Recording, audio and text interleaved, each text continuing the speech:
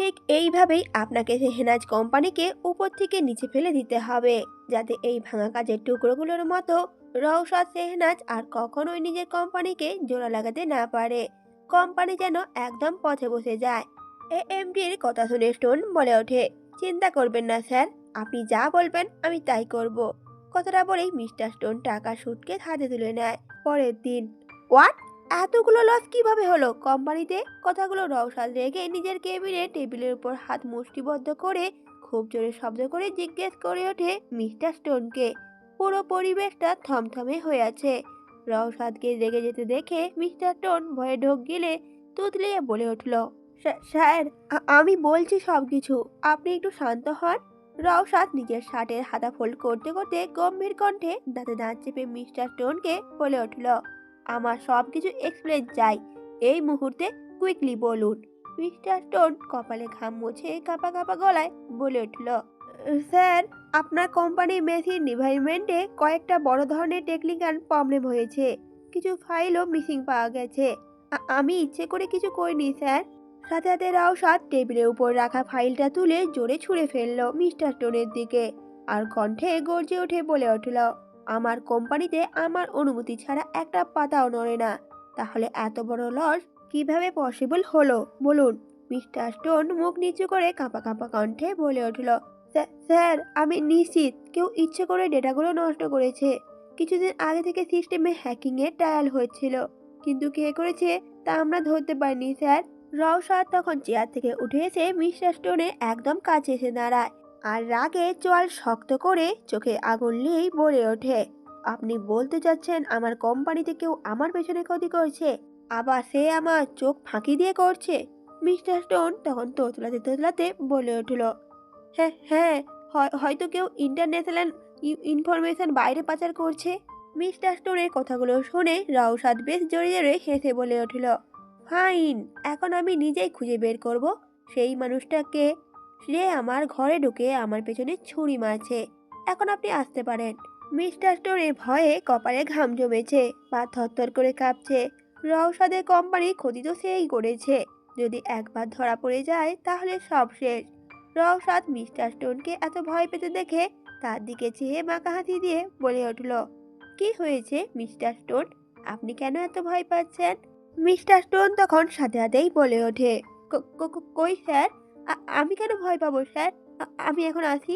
কথাগুলো বলেই mister stone একটা জোরপূর্বক হাসি দিয়ে রওশাদের দিকে তাকিয়ে কেবিন থেকে তড়িঘড়ি করে বের হয়ে যায়। রওশাদ তার দিকে তাকিয়ে বেশ রাগী ভাবেই বলে ওঠে, তুই যদি চলিস ডালে ডালে, আমিও চলি পাতায় পাতায়। এই রওশাদ শেহনাজকে বোকা বানানো কি এতই সহজ? রওশাদ এবার ফোনটা তুলে সেক্রেটারি হারুককে কল দিল। কল রিসিভ হতে রওশাদ ঠান্ডা কণ্ঠে বলে উঠল সেক্রেটারিকে, হারুন, কোম্পানির প্রতিটা কর্মচারীর ফাইন্যান্সিয়াল এবং কমিউনিকেশনের রেকর্ড আমি আজ রাতের মধ্যে চাই, আর এ বিষয়ে কাউকে কিছু জানাতে যাস না। আর হ্যাঁ, প্রত্যেকের মানে প্রত্যেকের, কেউ যেন বাদ না যায়। ওপাশ থেকে হারুক উত্তর দিল, ইয়েস স্যার। কল কেটে রওশাদ চোখ নামিয়ে টেবিলে রাখা পুতুলের একটা ছবির দিকে দেখলো। ছবিটা একটা ফাইলের নিচে চাপা পড়েছিল। মুহূর্তের মধ্যে রওশাদের রাগটা উড়ে গেল, নরম হয়ে আসলো। নিজেকে শান্ত করে মুচকি হেসে নিচু গলায় বলল রওশাদ, আমার পুতুল পরি, মনটা কেমন আমার বউ বউ করছে। তোর থেকে প্রত্যেক মুহূর্তে বিরহ আমাকে উন্মাদ পাগলে পরিণত করে দেয় পুতুল পরি। চোখ বন্ধ করলেই তোকে দেখে ইচ্ছে করছে একটু ছুঁয়ে দিতে, বারবার ভয়ঙ্কর ভাবে ভালোবাসার পরশে ছুঁয়ে দিতে, কিন্তু কথাগুলো বলে রওশাদ মুচকি হাসে। অপরদিকে কেবিন থেকে বেরিয়ে এসে মিস্টার স্টোন ভয়ে হাঁসফাঁস করতে লাগলো। আশপাশে সব এমপ্লয়িরা নিজেদের কাজেই ব্যস্ত। মিস্টার স্টোন এদিক ওদিক তাকিয়ে ধীরে ধীরে সাইডে চলে আসে, আর কোম্পানি বিশাল বিল্ডিং এর খোলামেলা ব্যালকনিতে এসে মিস্টার স্টোন এএমজির নাম্বারে ডায়াল করে কল দেয়। কলটা রিসিভ হতে মিস্টার স্টোন ভয়ার্থ কণ্ঠে বলে ওঠে এএমজিকে, স্যার, এইদিকে অনেক ঝামেলা হয়ে গিয়েছে। আমি ভেবেছিলাম কোম্পানিতে লস হলে রওশাদ স্যার নিজের মনোবল হারিয়ে ফেলবে, কিন্তু হয়েছে তো উল্টো। রওশাদ স্যার অনেক রেগে আছেন, আর যতদূর বুঝলাম আমাকেই সন্দেহ করছেন। এখন কি করব স্যার? অপরদিকে মিস্টার স্টোনের কথাগুলো শুনে এএমডি ঠান্ডাময় একটা হাসি দিয়ে বলে উঠল, রিল্যাক্স মিস্টার স্টোন, ভয় পেলে হবে না। এদিকে মিস্টার স্টোন কাপা গলায় বলে উঠল, আমি যদি স্যার ধরা পড়ে যাই তখন কি হবে স্যার? এএমডি বলে ওঠে। তখন এএমডি বলে ওঠে, এসব নিয়ে আপনাকে একদম ভাবতে হবে না, আপনি জাস্ট চিল করুন। বলেই কলটা কেটে দেয় এএমডি। তবে এএমডি এর কথা শুনে মিস্টার টনির ভিতরে আরো ভয় হানা দেয়। কিছুতেই নিজেকে শান্ত করতে পারছে না সে। ড্রয়িং রুমের বড় কর্নারে সেজেল এবং পুতুল বসে আছে দুজনে। মেঝের ওপর সাদা কার্পেট ছড়িয়ে আছে। পুতুল সামনের কাগজে রঙের লাল নীল হলুদ মিশিয়ে কিছু আঁকছে, আর সেজেল পাশে বসে আছে। পুতুল পাশের কাগজে নিজের পছন্দের ছবি আঁকছে। তবে মাঝে মাঝে ছবিটার দিকে তাকিয়ে পুতুল মুচকি মুচকি হাসছে। পুতুল পুরোপুরি ছবি আঁকায় ডুবে আছে, অন্য কোথাও দিকে মন নেই তার। রওশাদ সেজেলকে পুতুলের সাথে থাকতে বলেছিল, কারণ রওশাদে আসতে দেরি হবে। এমন সময় রওশাদ নিজের গলার টাই ঢিলে করতে করতে বাড়িতে প্রবেশ করে। বাড়িতে ঢুকে রওশাদ দুজনকে মেঝেতে বসে থাকতে দেখে মুচকি হাসে। সেজেল একবার রওশাদের দিকে তাকালেও পুতুলের সেদিকে খেয়াল নেই, সে তো ব্যস্ত নিজের ছবি আঁকাতে। রওশাদ সেজেলকে ইশারা দিয়ে চলে যাওয়ার জন্য বলে ওঠে, তবে সেজেল রওশাদের দিকে তাকিয়ে বিরক্তি নিয়ে মাথা নাড়িয়ে না জানায়। রওশাদ এবার দাঁত কিরমির করে তাকায় সেজেলের দিকে, কিন্তু সেজেলেতে ভয় পায় না। এবার রওশাদ নিজের ক্রেডিট কার্ড বের করে সেজেলের সামনে ধরে। ক্রেডিট কার্ড দেখে সেজেলের চোখ চকচক করে ওঠে। তারপর রওশাদের থেকে ক্রেডিট কার্ডটা ছো মেরে নিয়ে নেয়, আর নাচতে নাচতে সেখান থেকে চলে যায়। রওশাদ আস্তে আস্তে পুতুলের সামনে বসে যায়। পুতুল তো তখন আপন মনে ছবি আঁকায় ব্যস্ত, সারা মুখে হাতে রঙে ভর্তি হয়ে আছে। রওশাদ তখন পুতুলকে মৃদু স্বরে বলে উঠল, পুতুল পড়ি। পুতুল তখন মুখ তুলে তাকিয়ে রওশাদের দিকে তাকিয়ে মুখ ভেঙচি দিয়ে বলে উঠল, আমি তোমার সাথে কথা বলবো না, তুমি পচা। রওশাদ ভ্রুকুচকে জিজ্ঞেস করে ওঠে সাথে সাথে, কেন? আমি আবার কি করলাম? পুতুল তখন অভিমানী স্বরে বলে উঠল, তুমি আমাকে জোর করে ডাক্তার দেখিয়েছো, আবার বলেছিলে আমাকে ছেড়ে নাকি যাবে না, সেহেতু তুমি আমাকে ছেড়ে চলে গিয়েছো। তাই তুমি একটা পচা পুতুল। হুম, আমি কথা বলবো না তোমার সাথে। রওশাদ এবার হাসতে লাগলো ঠোঁট বাঁকিয়ে, মাথা নিচু করে পুতুলের দিকে তাকায়। পুতুল তখন সাথে সাথে নিজের মুখ বাঁকিয়ে নেয়। রওশাদ তখন পুতুলের চিবুক ধরে আবারও নিজের কাছে ফেরায়। পুতুলের গোলগাল মুখটা আলুর মতো ফুলে আছে, তা দেখে রওশাদ জোরে জোরে হাসতে থাকে। পুতুল এবার রাগে ফুলে ওঠে আরো, উঠে দাঁড়িয়ে কটমট করে বলে উঠল, তুমি তুমি খুব পচা পচা পচা, আমি আর কথা বলবো না তোমার সাথে। বলেই পুতুল চলে যেতে গেলে পিছন থেকে রওশাদ একটা হ্যাঁচকা টান দিয়ে পুতুলকে নিজের কোলে বসিয়ে নেয়। মেঝেতে বসে আছে রওশাদ, রওশাদের কোলে পুতুল বসে আছে, আর বসে বসে রওশাদকে ঠেলছে যাতে উঠতে পারে। কিন্তু রওশাদ তো পুতুলকে ছাড়ছেই না, বরং পুতুলকে আরো শক্ত করে জড়িয়ে ধরে আষ্টি ফিষ্টে মিশিয়ে নিচ্ছে নিজের সাথে। রওশাদ এবার বলে উঠল, আমাকে একটা কিস দে। পুতুল তখন নাক মুখ কুঁচকে বলে উঠল, একদমই না, আমি পচা মানুষকে কখনোই কিসি দেব না। রওশাদ তখন বলে উঠল, ঠিক আছে, তাহলে আমি আরো একটা বিয়ে করে নতুন একটা পুতুল পরিয়ে আনবো, আর এবার থেকে তার থেকেই কিসি নেব, তোর থেকে আর কিসি নেব না। কথাটা বলেই রওশাদ উঠে চলে যেতে গেলে পুতুল জোরে চিল্লিয়ে কেঁদে ওঠে, হাত পা ছড়িয়ে রাগে আশেপাশে রং তুলি সব কাগজপত্র ছুঁড়ে ফেলতে থাকে। তা দেখে রওশাদ তড়িঘড়ি করে ছুটে এসে পুতুলকে থামিয়ে বলে ওঠে, আরে আরে আমি তো মজা করছিলাম, তুই এত রেগে যাচ্ছিস কেন? পুতুল তখন এলোপাতাড়ি রওশাদের বুকে কিল ঘুষি মারতেই থাকে।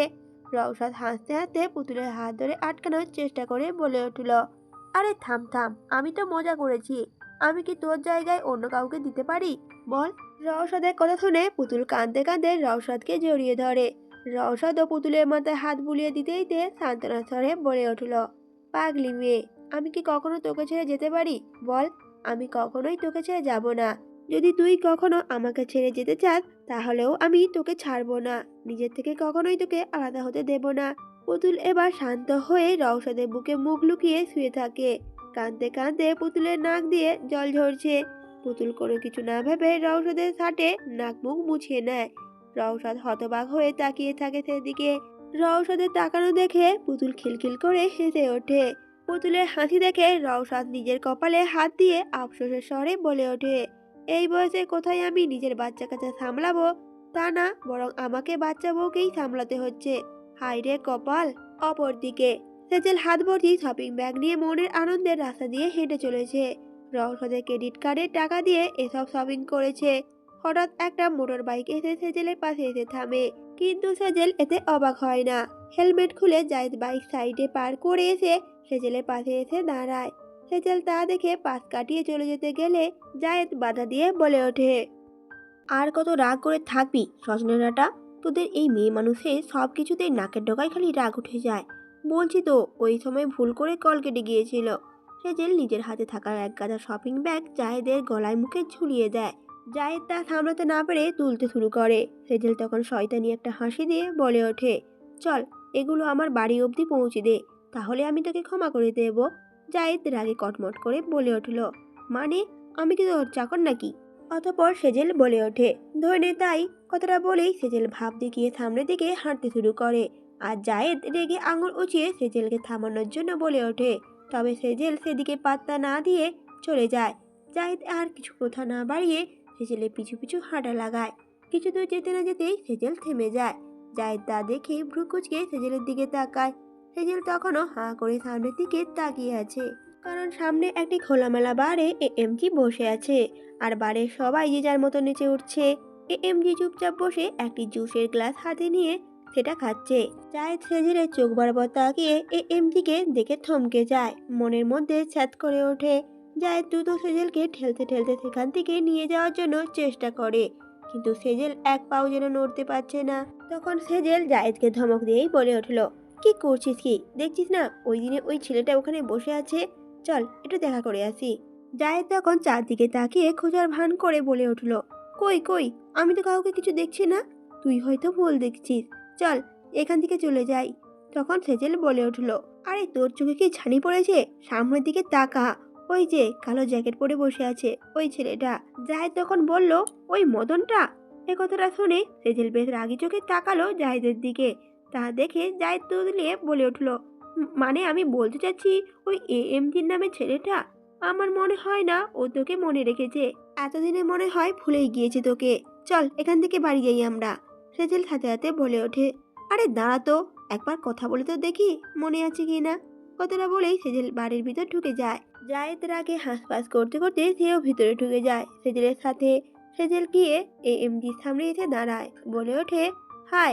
এএমজি মাথা উঁচু করে সেজেলের দিকে তাকিয়ে মুচকি এসে বলে উঠল, ও হ্যালো, আমাদের আবার দেখা হয়ে গেল। সেজেল বেশ খুশি হয়, এটা ভেবে এএমজি ওকে মনে রেখেছে। জাহিদও তখন সেজেলের পিছনে এসে দাঁড়িয়েছে, চোখ পাকিয়ে এএমজির দিকে তাকিয়ে আছে। তা দেখে এএমজি এবার শব্দ করেই হেসে জাহিদের কাঁধে হাত রাখে। জাহিদ তখন বিরক্ত হয়, এক ঝটকায় এএমজির হাতটা সরিয়ে দেয়। এএমজি তখন হেসে কটাক্ষ করে বলে উঠল, ও মাই গড, এত রাগ আমার উপর? বলে এএমজি সেজেলকে উদ্দেশ্য করে বলে উঠল, হেই বিউটিফুল গার্ল, চলো একসাথে ডান্স করি আমরা। সেজেলও খুশি হয়ে হাত বাড়িয়ে দিলে জায়েদ খপ করে সেজেলের হাতটা শক্ত করে ধরে তাকে পিছনে সরিয়ে আনে। আর এএমজির সামনে দাঁড়িয়ে বলে ওঠে, না, সেজেলের পায়ে ব্যথা, তাই ডান্স করতে পারবে না। সেজেল বেশ রেগে যায় জায়েদের উপর, তাই জায়েদকে সরিয়ে দিয়ে এএমজির সামনে হাত বাড়িয়ে বলে ওঠে, কোনো ব্যাপার না, আমি ডান্স করতে পারবো, চলুন একসাথে ডান্স করি। এএমজি জায়েদের দিকে তাকিয়ে ঠোঁট বাঁকিয়ে হেসে সেজেলকে নিয়ে ডান্স ফ্লোরে চলে যায়। বারের আলো চারদিকে ঝলমল করছে, ডান্স ফ্লোরে মিউজিকও বাজছে, সাথে লাইটে ঝলমল করছে চারিদিক। সেজেল আর এএমজি একে অপরের দিকে তাকিয়ে মৃদু হেসে নেচে উঠছে, কিন্তু পাশের কোনায় দাঁড়িয়ে থাকা জায়েদ যা দেখছে তার চোখে হালকা রাগ এবং হিংসার ছাপ। সেজেল আর এএমজি হাত ধরা ছোঁয়ায় মুহূর্তগুলো দেখে তার গায়ে কাঁটা দিচ্ছে, আর সাথে মনটাও বেশ কষ্টে ভরে যাচ্ছে। জায়েদ এবার ধূপধাপ পা ফেলে বেরিয়ে যায় সেই বার থেকে। সেজেল ডান্সের মাঝখানে হঠাৎই লক্ষ্য করে জায়েদ আর সেখানে নেই। ফলে চারদিকে ভালো করে সেজেল তাকিয়ে দেখতে থাকে জায়েদ কোথাও আছে কিনা, কিন্তু কোথাও নেই।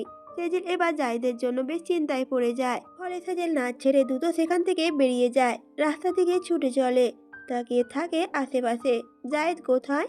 রাস্তার ল্যাম্পের আলো জায়েদকে দেখা গেলেও জায়েদ একটা নির্জন কোণে বসে আছে, হাত মুঠো শক্ত করে, কপালে ভীষণ চিন্তার ছাপ দেখা যাচ্ছে। সেজেল তার দিকে ছুটে গিয়ে জিজ্ঞেস করে ওঠে, জায়েদ তুই কেন এমন করছিস? এভাবে চলে এলি কেন? জায়েদ তখন কাঁপা কাঁপা কণ্ঠেই বলে উঠল, আমার শরীর খারাপ করছে তাই চলে এসেছি। সেজেল এবার জায়েদের জন্য বেশ চিন্তায় পড়ে যায়। সেজেল মৃদু স্বরে বলে উঠল, আচ্ছা চল আমি তাহলে তোকে বাড়ি পৌঁছে দেই। সেজেল জায়েদকে ধরতে গেলে জায়েদ সাথে সাথে সেজেলের হাতটা সরিয়ে দিয়ে বলে উঠল, না, এর কোনো দরকার নেই, আমি একা যেতে পারবো। তাছাড়া আমার বাইক সামনেই রেখেছি আমি। কথাগুলো বলে জাহিদ সেজেলকে আর কিছু বলার সুযোগ না দিয়ে হন হন করে হেঁটে চলে যায়। সেজেল বেশ অবাক হয়ে তাকিয়ে থাকে, এই জাহিদের হঠাৎ আবার কি হয়ে গেল। অপরদিকে রওশাদ অফিসের কেবিনে বসে আছে। টেবিলের উপর ছড়ানো কাগজ, রিপোর্ট এবং অসংখ্য হিসাবের খাতা। চোখে রাগ নয়, বরং রয়েছে রওশাদের চোখে নীরবতা। ঝড়ের আগেই যে নীরবতা দেখায় সেটাই। ঠিক তখন দরজা ঠেলে হারুক ভেতরে ঢোকে, হাতে একটা মোটা ফাইল আর ছোট একটা পেন ড্রাইভ। হারুন ধীরে ধীরে বলে উঠল, স্যার, সব কিছু পেয়ে গেছি। রওশাদ ধীরে ধীরে মুখ তোলে, বলে উঠল, সব? হারুক মাথা নাড়ে বলে উঠল, হ্যাঁ স্যার, সব। এই কোম্পানির গত 3 মাসে কল রেকর্ড, ভয়েস রেকর্ড আর ফাইনাল টিমের সাথে মিস্টার স্টোনের প্রাইভেট কথোপকথন সব রয়েছে এখানে। রওশাদ চেয়ারে হেলান দিয়ে বসে চোখ বন্ধ করলো আর হারুককে বেশ গম্ভীর কণ্ঠে বলে উঠল, কল রেকর্ডগুলো চালাও। হারুকও পেন ড্রাইভটা কম্পিউটারে লাগাতেই কক্ষে বেজে উঠল মিস্টার স্টোন এবং এএমডির কথোপকথন শব্দ। যেখানে এএমডি বলছে, ডিলটা একটু ঘুরিয়ে দাও, টাকাগুলো আমি লন্ডন অ্যাকাউন্টে পাঠিয়ে দেব। স্টোনের শব্দ শোনা যায়, রওশাদ স্যার জানতে পারলে তো শেষ হয়ে যাবে সব। সাথে সাথে এএমডি ভয়ে শোনা যায়, রওশাদ কিছুই বুঝে উঠতে পারবে না, আমি সব সামলে নেব। কক্ষ জুড়ে গম্ভীর নীরবতা। রওশাদ চোখ খুলে ধীরে ধীরে উঠে দাঁড়ালো। রওশাদের চোখ মুখ রাগে নয়, বরং তার ছেলের হাসি। হারুক তখন নিচু স্বরেই বলে উঠল, স্যার, এই কথাগুলোই প্রমাণ হিসেবেই যথেষ্ট। এখন আমরা কি করব? রওশাদ জানালার দিকে তাকায়। রওশাদের ঠোঁটের কোণে রয়েছে হালকা হাসি। বলে উঠল রওশাদ, আমার সাথে বেইমানি করার ফল আজ হাতে নাতে পাবে। হঠাৎ সেই সময় হারুকের ফোনে রিংটন বেজে ওঠে। হারুক কল রিসিভ করতেই ওপাশ থেকে একটি লোক বলে ওঠে কিছু কথা। তা শুনে হতভম্ব হয়ে যায়। রওশাদ এবার তার দিকে তাকায়। রওশাদ ভ্রু কুঁচকে জিজ্ঞেস করে ওঠে হারুককে, কি হয়েছে? সাথে সাথে হারুক ভীত কণ্ঠে বলে উঠল, sir, sir, mister tone murder হয়েছে। আমার মনে হয় যার কথা মিস্টার টোনের কাজগুলো করেছে সেই মার্ডার করেছে তাকে। কথাগুলো শুনে রওশাদের রাগ তরতর করে বেড়ে যায়। রওশাদ একটা দীর্ঘশ্বাস ফেলে রাগ সংবরণ করে হারুককে উদ্দেশ্য করে বলে উঠল, সবকিছু ইনফরমেশন আমার চাই। রওশাদের চোখে আগুন জ্বলছে। হারুক দৃঢ়ভাবে উত্তর দেয়, ইয়েস স্যার। এদিকে বাড়িতে পুতুল এবং সেজেল বসে বসে গল্প করছে। এমন সময় কোথা থেকে ক্যাসপার ছুটে এসে ওদের পাশে বসে পড়ে। ক্যাসপারের চোখে মুখে চিন্তা আর ভয়ের ছাপ। সেজেল ওকে দেখে কিছুক্ষণ পর্যবেক্ষণ করে জিজ্ঞেস করে ওঠে, কি রে ক্যাসু বেবি, তোর আবার কি হয়েছে? এবার ক্যাসপার কাচুমাচু মুখ করে নাকে কান্না করতে থাকে। পুতুল অবাক হয়ে ক্যাসপারের দিকে তাকিয়ে হেসে দিয়ে সেজেলকে বলে ওঠে, দেখো আপু, এই ক্যাসপার আঙ্কেল বুড়ো বয়সে বাচ্চাদের মতো করে কান্না করছে। এদিকে পুতুলের কথা শুনে সেজেল তো হা হা করে হেসে ওঠে। ক্যাসপারে ভীষণ রাগ হয়। ক্যাসপার তখন পুতুলকে উদ্দেশ্য করে বলে ওঠে, আমাকে কোন দিক দিয়ে তোমার বুড়ো মনে হয়?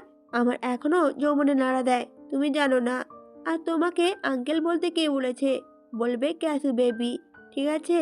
পুতুল সাথে সাথে মুখ ভেঙচি কেটে বলে উঠল, ইস, বুড়ো বয়সে নিজেকে বেবি মনে করা উচিত না। ক্যাসু দাদু। ক্যাসপার কটমট করে ঘাড় বেঁকিয়ে পুতুলের দিকে তাকায়। আর পুতুল সেদিকে পাত্তা না দিয়ে ক্যাসপারের গায়ে থুতু দিয়ে দৌড় দেয়। ক্যাসপার তো বেচারা হাঁ করে তাকিয়ে থাকে। এবার সে কাঁদবে নাকি হাসবে খুঁজে পাচ্ছে না। সেজেল তখন ক্যাসপারকে উদ্দেশ্য করে বলে উঠল, এই বয়সে এসেও তোর বাচ্চা স্বভাব গেল না। থাক এখানে, আমি ওয়াশরুমে যাব।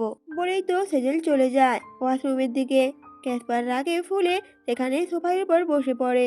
আর ঠিক তখনই সেখানে পুতুল এসে ক্যাসপারের চুল ধরে জোরে টান মেরে আবারও দৌড় লাগায়। ক্যাসপার এবার নিজের রাগ সামলাতে না পেরে পুতুলের পিছু পিছু দৌড় দেয়। এভাবে ছুটোছুটি করার পর এক পর্যায়ে পুতুল নিজের পায়ের সাথে পা বেঁধে পড়ে যায় মেঝেতে। হাঁটু এবং কনুইতে ব্যথা পেয়ে কান্না করে দেয়। ক্যাসপার পুতুলকে এভাবে কাঁদতে দেখে ভয়ে ঢোক গেলে আর তাড়াতাড়ি ছুটে গিয়ে পুতুলের কাছে আসে। পুতুল তো হাঁ করে বাচ্চাদের মতো কান্না করছে। ক্যাসপার পুতুলকে থামানোর অনেক চেষ্টা করে, মাথায় হাত বুলিয়ে দেয়, ঘুরতে নিয়ে যাওয়ার কথাও বলে, কিন্তু পুতুল তো কান্না থামাচ্ছে না। ফলে ক্যাসপার কি করবে কিছু বুঝতে না পেরে তাড়াতাড়ি নিজের পকেট থেকে একটা চকলেট বের করে পুতুলের হাতে ধরিয়ে দেয়। চকলেট পাওয়ার সাথে সাথে পুতুলের কান্না বন্ধ হয়ে যায়। আর পুতুল তো মনের আনন্দে পুতুল একটা হাতে নিয়ে চকলেট খেতে খেতে সোফায় বসে পড়ে। ক্যাসপার অসহায়ের মতো পুতুলের পিছু পিছু এসে পুতুলের পাশে বসে মাথায় হাত বুলিয়ে দিয়ে বলে উঠল, পুতুল ভাবি, এই যে তুমি যে পড়ে গেছো দৌড়াতে গিয়ে, হাতে ব্যথা পেয়ে গিয়েছো, এই কথা যেন রওশাদ মানে তোমার পুতুল বরকে কিছুই বলবে না। তা শুনে পুতুল তো চোখ ছোট ছোট করে জিজ্ঞেস করে ওঠে, কেন বলবো না? ক্যাসপার তখন মুখ কাচুমাচু করে বলে উঠল, কারণ তোমার পুতুল বর যদি জানতে পারে তাহলে আমার ঘাড় মটকে দেবে। পুতুল তখন ক্যাসপারের কথায় কোনো প্রতিক্রিয়া না করে আপন মনে চকলেট খেতে থাকে। এমন সময় রওশাদ অফিসের কাজ সেরে বাসায় প্রবেশ করে। এদিকে রওশাদকে আসতে দেখে পুতুল চকলেটটা ফেলে দিয়ে জোরে জোরে কান্না করতে থাকে। তা দেখে রওশাদ ছুটে আসে পুতুলের কাছে। ক্যাসপার তো ভয়ে ঢোক গিলে নেয়। রওশাদ পুতুলকে কাঁদতে দেখে বলে ওঠে, কি হয়েছে আমার পুতুল পরীর? কাঁদছিস কেন? পুতুল আঙুল দিয়ে ক্যাসপারের দিকে ইশারা করে বলে উঠল, এই যে, এই ক্যাসপার আঙ্কেল আমাকে মেরেছে। সাথে সাথে রওশাদ রাগী দৃষ্টিতে তাকায় ক্যাসপারের দিকে। ক্যাসপার তো বোকার মতো হাসি দিয়ে মাথা চুলকাতে চুলকাতে বলে উঠল, আরে রওশাদ, আমরা তো শুধু মজা করছিলাম। রওশাদ তাদের দাঁত চেপে বলে উঠল, মজা? ও তোর জন্য আমার পুতুল পরি কান্না করছে, এখন তো তোকে শাস্তি পেতেই হবে। রওশাদের মুখে শাস্তির কথা শুনে ক্যাসপার তো ভয়ে সিটিয়ে যায়। রওশাদ তাকে যে কি শাস্তি দেবে তার ঠিক নেই। রওশাদ এবার তীক্ষ্ণ দৃষ্টিতে ক্যাসপারের দিকে তাকিয়ে রয়েছে। আর এদিকে ক্যাসপার ভয়ে ঢোক গিলছে বারবার। কিছুক্ষণ পর রওশাদ, পুতুল এবং সেজেল সোফায় বসে বসে পপকর্ন খেতে খেতে হা হা করে হাসছে। কারণ সামনে ক্যাসপার গায়ে একটা ব্ল্যাঙ্কেট জড়িয়ে কোমর দুলিয়ে দুলিয়ে নাচছে। ক্যাসপার কোমর দুলাতে দুলাতে বিরক্ত হয়ে জিজ্ঞেস করে ওঠে, আর কতক্ষণ নাচবো? এবার তো কোমর ব্যথা হয়ে গিয়েছে আমার। পুতুল রওশাদের দিকে তাকিয়ে তখন আবদার করে বলে উঠল, ও পুতুল বর, ক্যাসপারের আঙ্কেলের নাচ দেখতে আমার খুব ভালো লাগছে। পুতুলের কথা শুনে রওশাদ ক্যাসপারের দিকে তাকিয়ে বলে উঠল, শুনেছিস পুতুল কি বলেছে? যতক্ষণ না পুতুল বলবে থামতে ততক্ষণ নাচতেই থাক। কথাটা বলেই রওশাদ হাসতে হাসতে মুখে একটা পপকর্ন পুড়ে নেয়। আর ক্যাসপার নাক উঁচু করে পুতুল, রওশাদ এবং সেজেলের দিকে তাকিয়ে আবার নিজের নাচ কন্টিনিউ করতে থাকে। সেজেল আবার ফোন বের করে লুকিয়ে ভিডিও করে নেয় জায়েদকে দেখাবে বলে। এভাবে কিছুক্ষণ কেটে যাওয়ার পর ক্যাসপার রওশাদের বাড়ি থেকে বের হয়ে হাঁপ ছেড়ে বাঁচে। সেজেল নিজের ফোন চেক করতে করতে ক্যাসপারের পিছু পিছু হাঁটছে। তখন হঠাৎ ক্যাসপার জিজ্ঞেস করে ওঠে সেজেলকে, এই সজনে ডাটা, জায়েদকে আজকে দেখলাম না যে? সেজেল একটু থেমে যায়, পরক্ষণেই বলে ওঠে, বলল আজকে নাকি একটু ব্যস্ত আছে, এই জন্য সে আসতে পারেনি। সাথে সাথে ক্যাসপার বলে ওঠে, ও আচ্ছা। কথাটা বলেই ক্যাসপার মূর্তিমান হয়ে দাঁড়িয়ে যায়। সেজেল ভ্রুকুচকে জিজ্ঞেস করে ওঠে, আরে কি হলো, দাঁড়িয়ে গেলি কেন? ক্যাসপার সাথে সাথে মুখ কাচুমাচু করে বলে উঠল, আমার ভাগ্যটা না আজ খুব খারাপ রে, সব খারাপ জিনিস আমার সাথেই হচ্ছে। সেজেল তখন বলে ওঠে চিন্তিত হয়ে, কেন, তোর আবার কি হলো? সাথে সাথে ক্যাসপার বলে ওঠে, আরে পুতুলকে আমি ওই তাড়াহুড়ো করে একটা চকলেট খেতে দিয়েছিলাম। সেজেল তখন বলে ওঠে, তো চকলেট দিয়েছি তো কি হয়েছে? ক্যাসপার তখন বলে ওঠে, আরে ওইটা ওই চকলেট। সেজেলও জিজ্ঞাসা করে বলে ওঠে, কি চকলেট? কি বলছিস তুই এসব? আমি তো কিছুই বুঝতে পারছি না। তখন ক্যাসপার এবার জোরে শ্বাস ফেলে বলে উঠল, আরে এক ধরনের চকলেট আছে না যেগুলো খেলে যৌন উত্তেজনা বেড়ে যায়, সেই চকলেট। ক্যাসপারের কথা শুনে সেজেল রেগে ক্যাসপারের পশ্চাৎ দেশে একটা লাথি মেরে বলে ওঠে, শালা হাদারাম, তুই ওইসব চকলেট নিজের পকেটে কেন রাখছিস? সাথে সাথে ক্যাসপার বলে ওঠে পিছন দলতে দলতে, আমি সত্যিই নির্দোষ, বিশ্বাস কর, ওই চকলেট আমার না, একটা পরিচিত বড় ভাই আমাকে রাখতে দিয়েছিল ওটা। সেজেল তখন কি বলবে বুঝে উঠতে পারছে না। ক্যাসপার অসহায় দৃষ্টিতে বলে উঠল, এখন কি করবো রে সেজেল? রওশাদ যদি জানতে পারে তাহলে তো আমার ঘাড় সত্যি সত্যিই মটকে দেবে। সেজেল সাথে সাথে বলে ওঠে, আর কি করবি, চকলেট তো পুতুল খেয়েই ফেলেছে, কিন্তু ও তো বাচ্চা, এসবের তো কিছুই বুঝবে না। তুই চল, এখন বাড়ি যাব। ক্যাসপার বলে ওঠে, কিন্তু? সেজেল আবার বলে ওঠে, আরে কোনো কিন্তু না, চল তো। বলেই সেজেল ক্যাসপারকে নিয়ে সেখান থেকে চলে যায়। পুতুল সোফার উপর বসে আছে, কিন্তু শরীর অস্বাভাবিকভাবে জ্বালা করছে তার, সাথে অস্থিরতাও লাগছে। রওশাদ কিছুটা অবাক হয়ে পুতুলের পাশে বসে জিজ্ঞেস করে ওঠে, কি হয়েছে পুতুল পরি? পুতুল সাথে সাথে বলে ওঠে, জানি না পুতুল বর, কেমন যেন লাগছে আমার। রওশাদ তখন বেশ চিন্তিত সুরেই বলে ওঠে, কেমন লাগছে? পুতুল ফ্যাল করে রওশাদের দিকে তাকিয়ে থাকে। রওশাদ এখনো জিজ্ঞাসা দৃষ্টিতে তাকিয়ে আছে পুতুলের দিকে। পুতুল আচমকা রওশাদের ঠোঁটে চুমু খেতে শুরু করে। রওশাদ পুতুলের এমন কাজে থতমত খেয়ে যায়, ফলে নিজে হুঁশে এসে পুতুলকে নিজের থেকে ছাড়িয়ে পুতুলের দুটো গাল জড়িয়ে ধরে জিজ্ঞেস করে ওঠে, হঠাৎ কি হলো পুতুল তোর? পুতুল নেশালোভাবে টাল খেতে থাকে। রওশাদ কোনো কথাই যেন তার কানে যাচ্ছে না।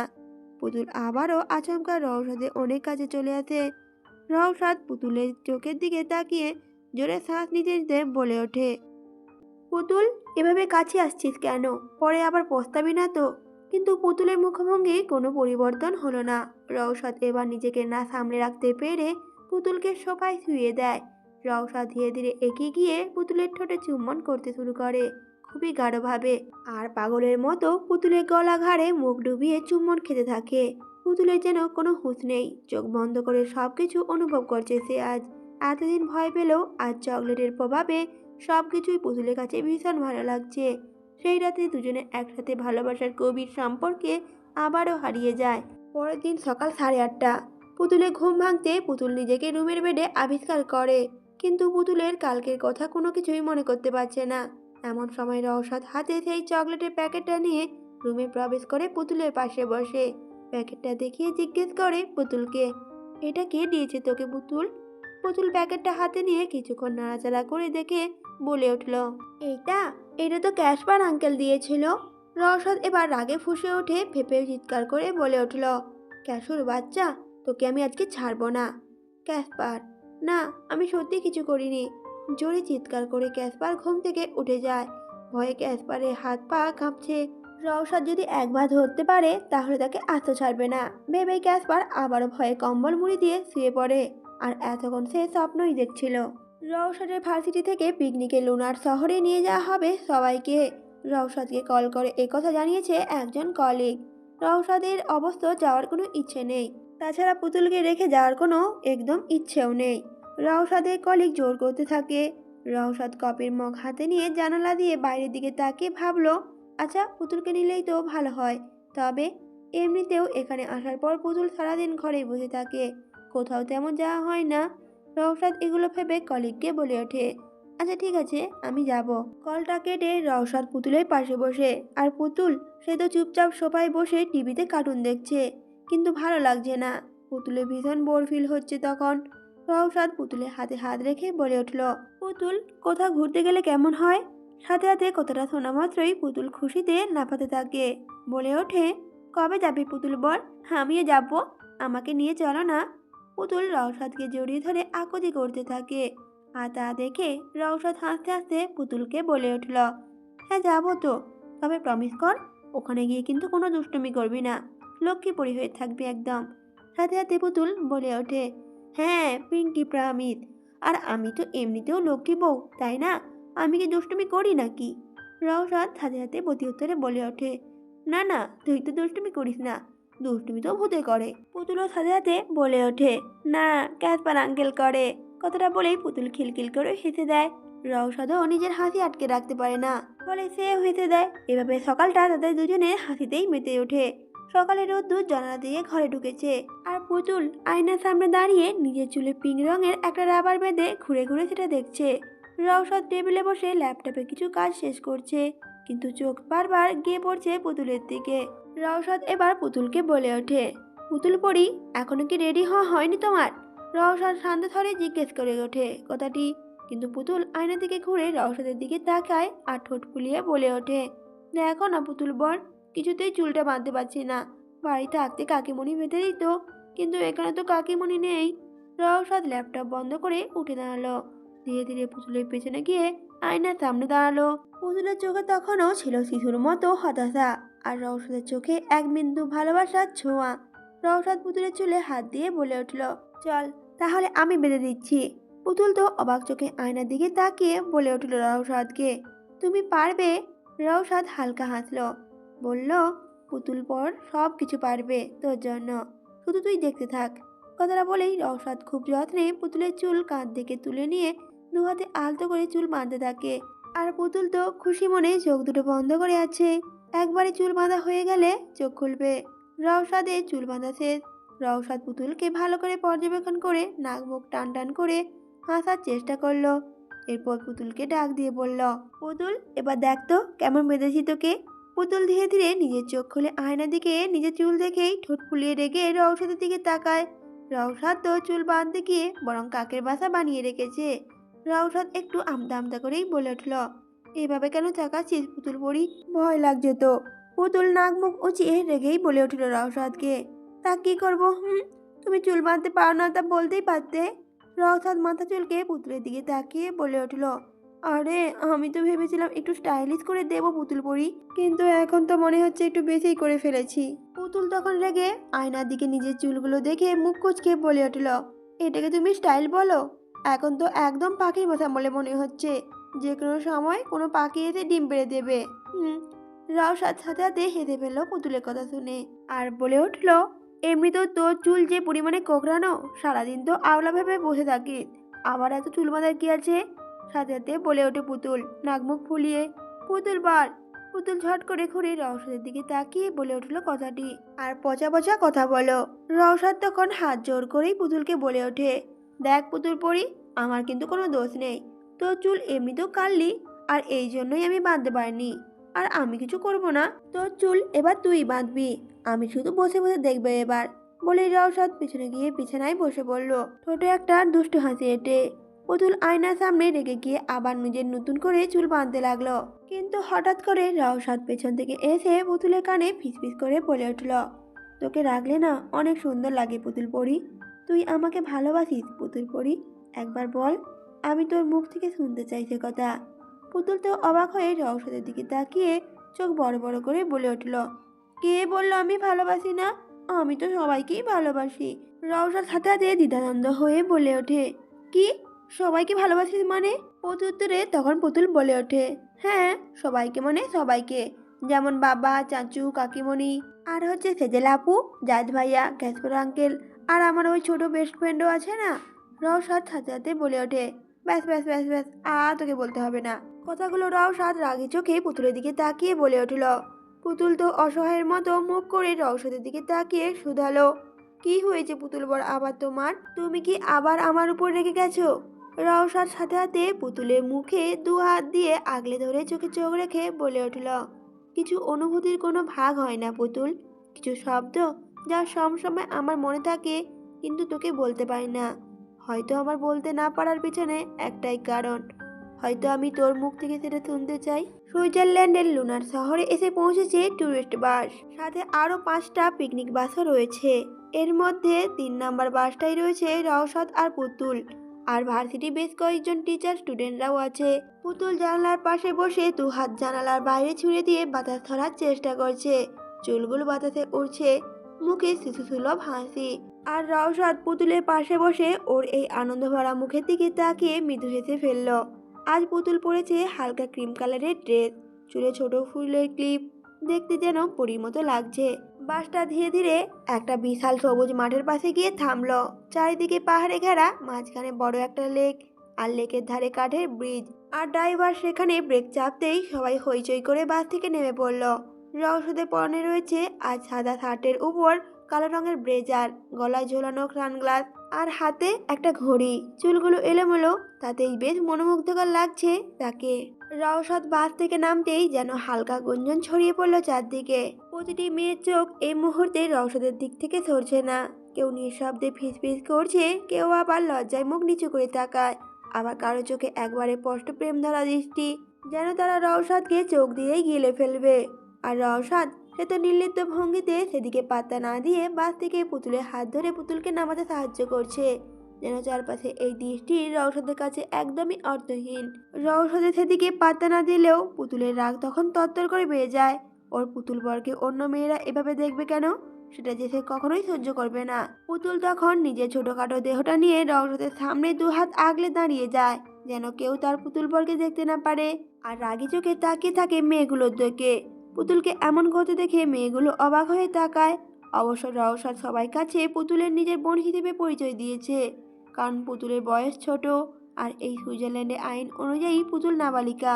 রওশাদ পিছনে ফিরে পুতুলকে এমন করতে দেখে মেয়েগুলোর দিকে তাকিয়ে সবকিছু বুঝতে পারে, আর মুচকি হেসে পুতুলকে নিয়ে যেতে শুরু করে। পেছনে ফিরে মেয়েগুলোর দিকে একবার রাগে চোখে তাকায়, তারপর পুতুলকে নিয়ে যেতে শুরু করে। সবাই রওশাদের এরকম চাহনি দেখে ভয় পেয়ে যায়, যেতে যেতে পুতুল রওশাদকে জিজ্ঞেস করে ওঠে, পুতুল বর, ওই পচা আপুগুলো তোমার দিকে ওভাবে তাকিয়েছিল কেন? রওশাদ তখন হালকা হেসে বলে উঠল পুতুলকে, তার আগে তুই এটা বল, তোর কেন এত রাগ হচ্ছে? তুই কি জেলাস হচ্ছিস? সাথে সাথে পুতুল বলে ওঠে, এই জেলাসটা আবার কে? অতঃপর রওশাদ এবার হাসবে না কাঁদবে বুঝে উঠতে পারছে না। রওশাদ চোখ ছোট ছোট করে বলে উঠল পুতুলকে, তুই আগে এটা বল, তোর রাগ কেন হচ্ছিল? পুতুল মাথা নেড়ে রওশাদকে বলে উঠল। পুতুল তখন বলে উঠল, জানি না, আসলে ওই মেয়েগুলো না পচা, এই জন্য তো আমি রেগে গিয়েছিলাম। রওশাদ আবারও একটা দীর্ঘশ্বাস ফেলে মনে মনে ভাবে, বিয়ে হওয়ার 2 মাসের মধ্যে 5-7 বার বাসর হয়ে গেল, তাও আমার বউয়ের ভালোবাসে কি সেই জানে না। এই দুঃখের কথা আমি কার কাছে বলবো? সবাই মিলে ঠিক করলো আজকের দিনটা তারা সবাই বিশ্রাম নেবে, তাই রিসোর্টে ঢুকেই সবাই যে যার নির্ধারিত রুমের দিকে চলে গেল। রওশাদ যখন রিসোর্টের রুম লিস্ট চেক করতে লাগলো, তখন পুতুল এবং ওকে এক রুম না দিয়ে বরং 2টো রুম দেওয়া হয়েছে। রওশাদ তা দেখে ভ্রু কুঁচকে নিল। আলাদা থাকতে হবে বলে বুকের ভেতর কেমন একটা অস্থিরতা জেগে উঠল। রওশাদ চুপচাপ রুমের ভিতর পা রাখে, কিন্তু রাগ সামলাতেই হিমশিম খাচ্ছে সে। এখন কাউকে এটাও বলতে পারবে না যে পুতুলকে ওর রুমে দিতে, কারণ সবাই তো ভাবে যে পুতুল ওর বোন। পুতুল নিজের রুমটা দেখে অনেক খুশি হয়, চোখে আনন্দের ঝিলিক দিয়ে কাঁচের জানালার দিকে ছুটে যায়। পুতুল এবং রওশাদের রুম একে অপরে একদম সামনাসামনি পড়েছে। রওশাদ রুমের দরজা খোলা দেখে আশেপাশে একবার তাকিয়ে পুতুলের রুমে ঢুকে যায়। পুতুল কিছুটা অবাক হয়ে তাকায়। রওশাদ পুতুলের কাছে এসে বলে উঠল, পুতুল চল, আমার রুমে থাকবি। পুতুল হঠাৎ রাগে ফুঁসতে ফুঁসতে বায়না ধরে বলে উঠল, না, আমি আমার রুমেই থাকবো। তোমাকে তো আলাদা রুম দেওয়া হয়েছে, তাহলে তুমি ওখানেই যাও, আমার রুমে কেন ভাগ বসাচ্ছ? রওশাদ তখন প্রত্যুত্তরে বলে ওঠে, পুতুল তুই বুঝতে পারছিস না, তুই কিভাবে একা থাকবি? সাথে সাথে পুতুল বলে ওঠে, আমি থাকতে পারবো, তুমি তোমার রুমে যাও। রওশাদ আবারও বলে ওঠে, এখানে কিন্তু ভূত আছে। পুতুল এবার কিছুটা ঘাবড়ে যায়, কিন্তু পরক্ষণেই বলে ওঠে, আমি ভূতে ভয় পাই না, আমি অনেক বড় হয়ে গিয়েছি না। রওশাদ এবার অসহায়ভাবে বলে ওঠে পুতুলকে, সত্যিই তুই ভয় পাবি না তো? আমি কিন্তু গেলাম, পরে ডাকলেও কিন্তু আসবো না, হ্যাঁ? পুতুল হাতে হাতে বলে ওঠে, হ্যাঁ হ্যাঁ, যাও যাও যাও, আমি ভয় পাবো না। রওশাদ এবার অসহায় মুখ করে যেতে যেতে একবার পুতুলের দিকে তাকায়, এইভাবে যে পুতুল হয়তো আগে আটকাবে, কিন্তু না, পুতুল তো ঠাঁই দাঁড়িয়ে থাকে। রওশাদ এবার রেগে মেগে সেখান থেকে চলে যায়। লুনার শহরে সন্ধ্যা নেমেছে, হালকা শীতল ছোঁয়ায় চারপাশে পাখির কিচিমিচি শান্ত হয়ে এসেছে। একটি কুয়াশার মতো ধোঁয়া রিসোর্টের আশেপাশে ভেসে বেড়াচ্ছে, যেন প্রকৃতি ধীরে ধীরে এই রাতের আঁধারে ঢেকে যাচ্ছে। এই সুন্দর পরিবেশের মধ্যে ধীরে ধীরে একটি রমণী রিসোর্টের দিকে এগিয়ে আসছে। হাতে আর কেউ না, আলমা। তার হাতে রয়েছে ছোট্ট একটা ব্যাগ, চোখে রোজ চশমা, আর পুরো মুখটা কভার করে রেখেছে ওড়না দিয়ে, যেন রোমাঞ্চকর কোনো রহস্যময় চরিত্রের মতো। আলমা জানে এই রিসোর্টে রওশাদ এবং পুতুল আছে। আলমা এবার রিসেপশনে ডেস্কে চলে আসে, ভদ্র হেসে রুম ভাড়া চেয়ে পত্রপত্রিকা দেখতে শুরু করে। তাছাড়া এই রিসোর্টের প্রাইভেসি নিশ্চয়তার কারণে আলমা এখানে পুরোপুরিভাবে আত্মবিশ্বাসী হয়ে এখানে এসেছে, কারণ এখানে আলমা ভালোভাবে লুকিয়ে থাকতে পারবে এবং পুতুল আর রওশাদের সামনাসামনি থাকতে পারবে। আলমার ভাবনার মাঝে হঠাৎ আলমার একটা ফোন চলে আসে। ফোনটা রিসিভ করে আলমা ঠান্ডা কণ্ঠে বলে উঠল, আমি পৌঁছে গেছি এমজি। এমজি নির্লিপ্ত কণ্ঠে তখন বলে উঠল, মনে আছে তো তোমায় কি করতে হবে? রওশাদের একমাত্র দুর্বলতা কিন্তু পুতুল, তাই পুতুলকে আগে সরাতে হবে, তাহলে কিন্তু রওশাদকে পুরো নিঃস্ব করা যাবে। তবে হ্যাঁ, মেয়েটাকে কিন্তু মারার চিন্তা ভুলেও করবে না। এমডির কথা শেষ হওয়ার সাথে সাথে আলমা বলে উঠল, কেন, তুমি কি ওর প্রেমে পড়ে গেছো নাকি? সাথে সাথে এমডি বলে ওঠে, এই এমডি কখনো কাউকে কৈফিয়ত দিতে পছন্দ করে না, যেটা বলছি সেটা করবে। আলমা তখন শক্ত কণ্ঠেই বলে উঠল, ঠিক আছে। বলে কলটা কেটে দিয়ে আলমা একটা শয়তানি হাসি দিয়ে পিস পিস করে বলে উঠল, আর যদি আমি সত্যিই ওকে মেরে দিই, তাহলে তুমি কি করবে নরপিশাচ এমডি? আমিও দেখে নেব তোকে।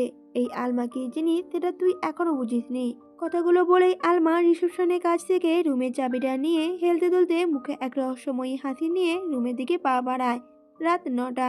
রওশাদ নিজের রুমের বিছানায় বসে আছে, পাশে একটা আধা খাওয়া কফির কাপ। রওশাদ জানালার বাইরে তাকিয়ে হালকা কুয়াশার মাঝে কিছু খুঁজছে, চোখের নিচে ক্লান্তি আর ঠোঁটে চাপা দীর্ঘশ্বাস।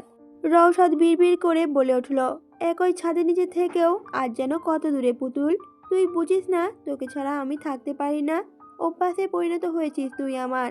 রওশাদের চোখে বিরক্তি আর অভিমান একসাথেই খেলা করছে।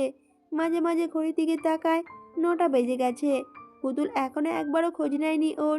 কথাগুলো ভেবেই রওশাদ নিজের বুকে হাত রেখে চোখ বন্ধ করে কিছু একটা ভেবে দুষ্টু হাসি দিয়ে উঠে যায়। অপরদিকে পুতুলের রুমে একেবারে উল্টো দৃশ্য। জানলা খোলা আর বাতাসে লেকের ঠান্ডা গন্ধ ভেসে আসছে পুরো রুমে। পুতুল পুরো মুডে আছে, চুল খুলে রেখেছে। তার সাথে নিজের ফোনে কার্টুন চালিয়ে বেশ কার্টুন দেখছে আর হাসছে। ওর হাসিতে পুরো রুমটাই আলোকিত হয়েছে। পাশের রুমে কেউ যে একা বসে কষ্ট পাচ্ছে ওর জন্য, সেদিকে যেন পুতুলের খেয়াল নেই।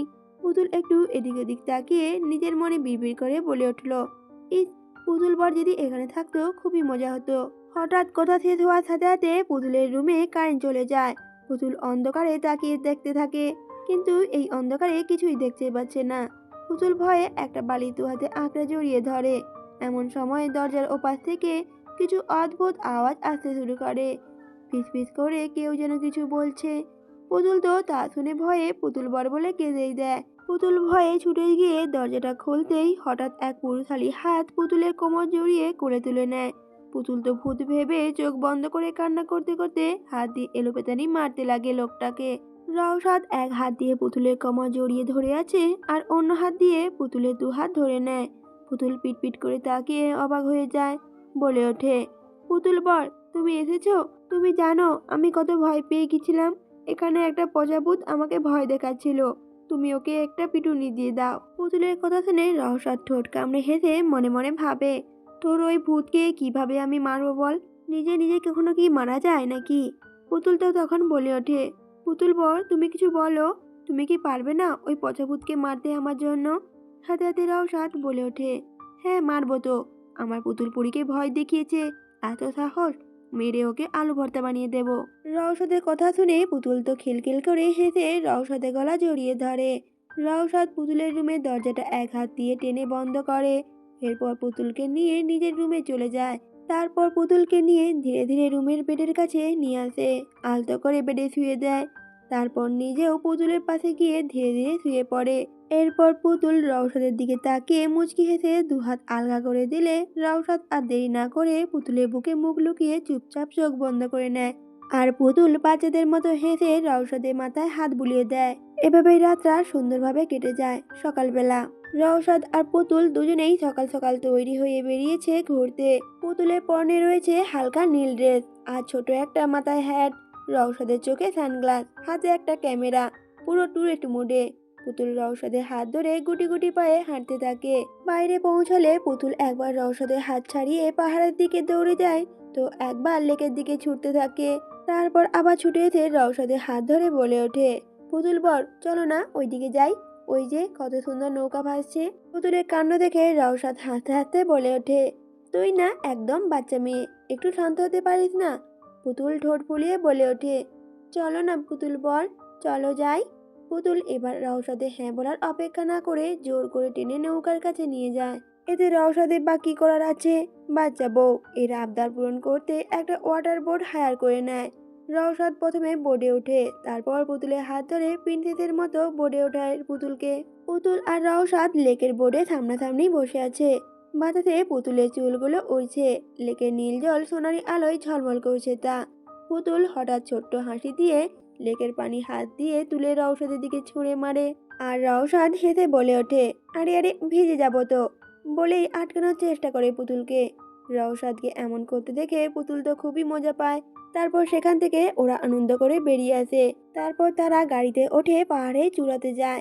চূড়াতে গিয়ে পুতুল নিচের দিকে তাকাতে অবাকের চাহনি দেয়। ভয়ে চিৎকার করে রওশাদকে জাপটে ধরে চোখ বন্ধ করে দেয়। ভয়ে দোয়া দ্রুত পড়তে শুরু করে। এবার রওশাদ তাতে দাঁত চেপে বলে উঠল পুতুলকে, এখন কেন এত ভয় পাচ্ছিস? ওঠার জন্য তো পাগল হয়ে যাচ্ছিলি। পুতুল তখন ঠোঁট বেঁকিয়ে কেঁদে বলে উঠল, আমার ভয় করছে, আর তুমি আমাকে বকা দিচ্ছ। কোথায় বলবো না তোমার সাথে। রওশাদ তখন সান্ত্বনা দিয়েই বলে উঠল, হয়েছে হয়েছে, আর ভয় পাস না, আমি আছি তো। মৃদু বাতাসে পুতুলের চুলগুলো দুলছে, রওশাদের মুখে পড়ছে। দুজনে কিছুক্ষণ চুপচাপ থাকে, যেন মুহূর্তটা থেমে গেছে শুধু ওদের জন্য। রওশাদ আলতো করে পুতুলের চুলগুলো কানের পিছে গুঁজে দেয়। পুতুলের কাঁপা কাঁপা ঠোঁটের দিকে তাকিয়ে রওশাদ পুতুলের ঠোঁটে সাইড করতে করতে বলে ওঠে, আচ্ছা, কি নেশায় ফেলছিস তুই আমাকে? সেই ছোট থেকে তুই আমাকে আজ পর্যন্ত পাগল করে রেখেছিস তোর নেশায়। অনেক কষ্টে নিজেকে সামলে রেখেছিলাম, অনেক কষ্টে নিজেকে বুঝিয়েছিলাম নিজেকে বিশ্বাস কর। নিজের অনুভূতিগুলোকে সেই 8 বছর আগেই মনের মধ্যে চাপা দিয়েছিলাম। কেন জানিস? কারণ তোর আর আমার এক হওয়া আকাশ পাতাল এক হওয়ার মতো অসম্ভব ছিল। কিন্তু দেখ, জন্মের আগে থেকে উপরওয়ালা তোকে আমার ভাগ্যেই রেখেছিল, সেজন্য তুই আজ আমার সাথে। রওশাদ কথাগুলো বলে পুতুলের হাত দুটো তুলে আলতো করে ঠোঁটটা ছুঁয়ে দেয়। পুতুল এতক্ষণ রওশাদের কথাগুলো মনোযোগ সহকারে শুনেছে, তবে তার মাথায় কিছুই আসেনি। পুতুল বিস্ময়ে অবাক হয়ে ড্যাব ড্যাব করে তাকিয়ে বলে ওঠে রওশাদকে, আমি কিছুই করিনি, সত্যিই পুতুল বর, তুমি আমাকে ভুল বুঝছো। আমি তো ভালো মেয়ে, পচা মেয়ে না। রওশাদ কিছু না বলে পুতুলের ঘাড়ে মুখ ডুবিয়ে দেয়। পুতুল হঠাৎ কেঁপে ওঠে। পুতুল কাঁপা কাঁপা হাতে রওশাদের শার্ট খামচে ধরে, আর রওশাদ তো পুতুলের গলায় মুখ ডুবিয়ে দিয়ে পাগলের মতো চুমু খেতে থাকে। আর পুতুল চোখ মুখ বন্ধ করে চুপ করে থাকে। পুতুল কোনো বাধা দেয় না, বরং দাঁত কামড়ে সব সহ্য করতে থাকে। এসবের মধ্যে রওশাদ তো পুরোপুরি মত্ত হয়ে গেছে পুতুলের মধ্যে। এমন সময় বিশাল শব্দে রওশাদের হুঁশ ফিরে আসে। ওদের কেবল কাঠটা প্রায় নিচে নেমে এসেছে। রওশাদ এবার বিরক্তিতে নাক মুখ কুঁচকে ফেলে। পুতুল অবাক হয়ে রওশাদের দিকে তাকিয়ে জিজ্ঞেস করে ওঠে, কি হয়েছে পুতুল বল? রওশাদ তখন বলে ওঠে, কিছু না পুতুল পড়ি, চল এবার নামার সময় হয়ে গেছে। পুতুল প্রতিউত্তরে বলে ওঠে, ও আচ্ছা ঠিক আছে। কেবল কার থেকে নামলো নিচে। রওশাদ আর পুতুল দুজনে নিজেকে ফিটফাট করে বাইরে বেরিয়ে আসে। তবে নিচে নেমে তো পুতুল হাঁপ ছেড়ে বাঁচে। পুতুল হঠাৎ রাস্তার ওপাশে দেখতে পায় একটা সুন্দর আইসক্রিম বার, রঙিন ঝলমলে আলোয় সাজানো। আর তার ভেতরে একজন বুড়ো লোক মিষ্টি মুখে আইসক্রিম বিক্রি করছে। তা দেখে তো পুতুলের চোখ চকচক করে ওঠে। বলে ওঠে, পুতুল বর, আমি আইসক্রিম খাবো।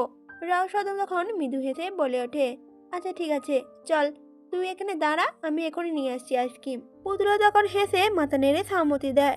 রাস্তা পার হয়ে যায় রওশাদ, হাতে কিছু কয়েন নিয়ে আইসক্রিম কিনতে যায়। ঠিক তখনই হালকা বাতাস বয়ে যায়। চারপাশে মানুষের কোলাহল, পাখির ডাক, সবই স্বাভাবিক। কিন্তু কয়েক মিনিট পরে রওশাদ ফিরে তাকিয়ে অবাক হয়ে যায়, কারণ সেখানে পুতুল নেই। কারণ এতক্ষণ যেখানে পুতুল ছিল সেখানে আর পুতুলকে দেখতে পায় না রওশাদ। রওশাদ কিছুটা অবাক হয়ে আইসক্রিমটা নিয়ে রাস্তা পার হয়ে এপাশে আসে। পুতুল ঠিক ল্যাম্পপোস্টের নিচে দাঁড়িয়েছিল, কিন্তু সেই জায়গাটা এখন ফাঁকা। রওশাদ চোখ বড় বড় হয়ে যায়, ঠোঁট শুকিয়ে আসে। হাতে ধরে রাখা আইসক্রিমটা গলে পড়তে থাকে মাটিতে। রওশাদ চিৎকার করে ওঠে, পুতুল পুতুল করে। রওশাদের কণ্ঠে কেঁপে উঠছে। রাস্তা পেরিয়ে ছুটে আসে, এদিকে ওদিকে তাকায়, কোথাও নেই। চারপাশে লোকজন হাঁটছে, কেউ হাসছে, কেউ আবার ছবিও তুলছে। কিন্তু রওশাদের পৃথিবী যেন এই মুহূর্তে অন্ধকার হয়ে গিয়েছে। রওশাদ এবার প্রত্যেকটা পথচারীকে ধরে ধরে জিজ্ঞেস করতে শুরু করে, একটা মেয়েকে দেখেছেন? ছোট চুল, নীল পোশাক, হাসছিল, একটু আগে এখানেই ছিল। কিন্তু কেউ কোনো উত্তর দিতে পারে না। লোকজন কেউ মাথা নাড়ে, আবার কেউ বা না বলে। কেউ অবাক চোখে তাকায়। রওশাদের চোখে তখন ভয়ের ছাপ, বুকের ভেতর কাঁপুনি, ঘাম ঝরছে কপাল বেয়ে, নিঃশ্বাস ভারী হয়ে আসছে। রওশাদ আবারও দৌড়াতে শুরু করে রাস্তার ধারে ধারে, লেকের পাশে খোঁজে, দোকানের পেছনে তাকায়, এমনকি কাছে শিশুদের খেলার জায়গাটিতেও গিয়ে দেখে। কোথাও নেই, পুতুলকে কোথাও পাওয়া যায় না। রওশাদের মুখ শুকিয়ে গেছে, কণ্ঠ ভারী হয়ে গেছে। রওশাদ চিৎকার করে ওঠে, পুতুল, তুই কই গেলি? পরিশেষে কোথাও পুতুলকে না খুঁজে পেয়ে রওশাদ এবার স্থানীয় পুলিশের সাথে দেখা করে। প্রথমে তারা রওশাদকে নিয়ে সিসিটিভি ফুটেজ চেক করতে যায়। সিসিটিভি ফুটেজে দেখে মুহূর্তের মধ্যে রওশাদের রাগ তত্তর করে বেড়ে যায়। ফুটেজে দেখা যাচ্ছে গাড়ি থেকে একটি মেয়ে নেমে এসে পুতুলকে অজ্ঞান করে গাড়িতে তুলে নিচ্ছে। তবে মেয়েটির মুখ ওড়না দিয়ে ঢাকা, চোখে সানগ্লাস, চেনার কোনো উপায় নেই। রওশাদ তখন দাঁতে দাঁত চেপে বিড়বিড় করে বলে উঠল, ছাড়বো না। আমার পুতুল বুড়িকে যে আমার থেকে আলাদা করার চেষ্টা করবে তাকে এই পৃথিবী থেকে আউট করে দেবো জাস্ট। কথাটা বলেই রওশাদ ফোনে হারুনের নাম্বার ডায়াল করতে করতে বেরিয়ে আসে সেখান থেকে। কলটা রিসিভ হতে রওশাদ হারুককে বিদ্যুতের গতিতে তাড়াহুড়ো করে বলে উঠল, হারুক, একটা গাড়ির নাম্বার পাঠাচ্ছি, ইমিডিয়েটলি গাড়িটা ট্র্যাক কর। সাথে সাথে হারুকও বলে ওঠে, ওকে স্যার, কাজ হয়ে যাবে। রওশাদ কলটা কাটার সাথে সাথে পুলিশ অফিসার তড়িঘড়ি করে বলে উঠল, চিন্তা করবেন না স্যার, আমরা যে করে হোক ওই মেয়েটাকে খুঁজে বের করব। আপনি নিশ্চিন্তে থাকুন। রওশাদও তখন পুলিশ অফিসারের দিকে তাকিয়ে মাথা নাড়িয়ে হনহন করে চলে যায় সেখান থেকে। রওশাদ জানে পুলিশ তার নিজের কাজ করবে, কিন্তু রওশাদ তো চুপচাপ বসে থাকতে পারবে না। পুতুলকে কে নিয়ে গেছে সেটা না জানা অবধি রওশাদের শান্তি নেই। সেই মেয়েটাকে ধরে যোগ্য শাস্তি দেবে। রওশাদ নিজের হাতে তাকে খুন করবে। ঠিক যেভাবে পিয়াকে মৃত্যু দিয়েছিল, ঠিক সেভাবেই এই মেয়েটারও শাস্তি দেবে। রওশাদ তড়িঘড়ি করে এসে গাড়ির দরজা খুলে ড্রাইভিং সিটে বসে গাড়ি স্টার্ট দেয়।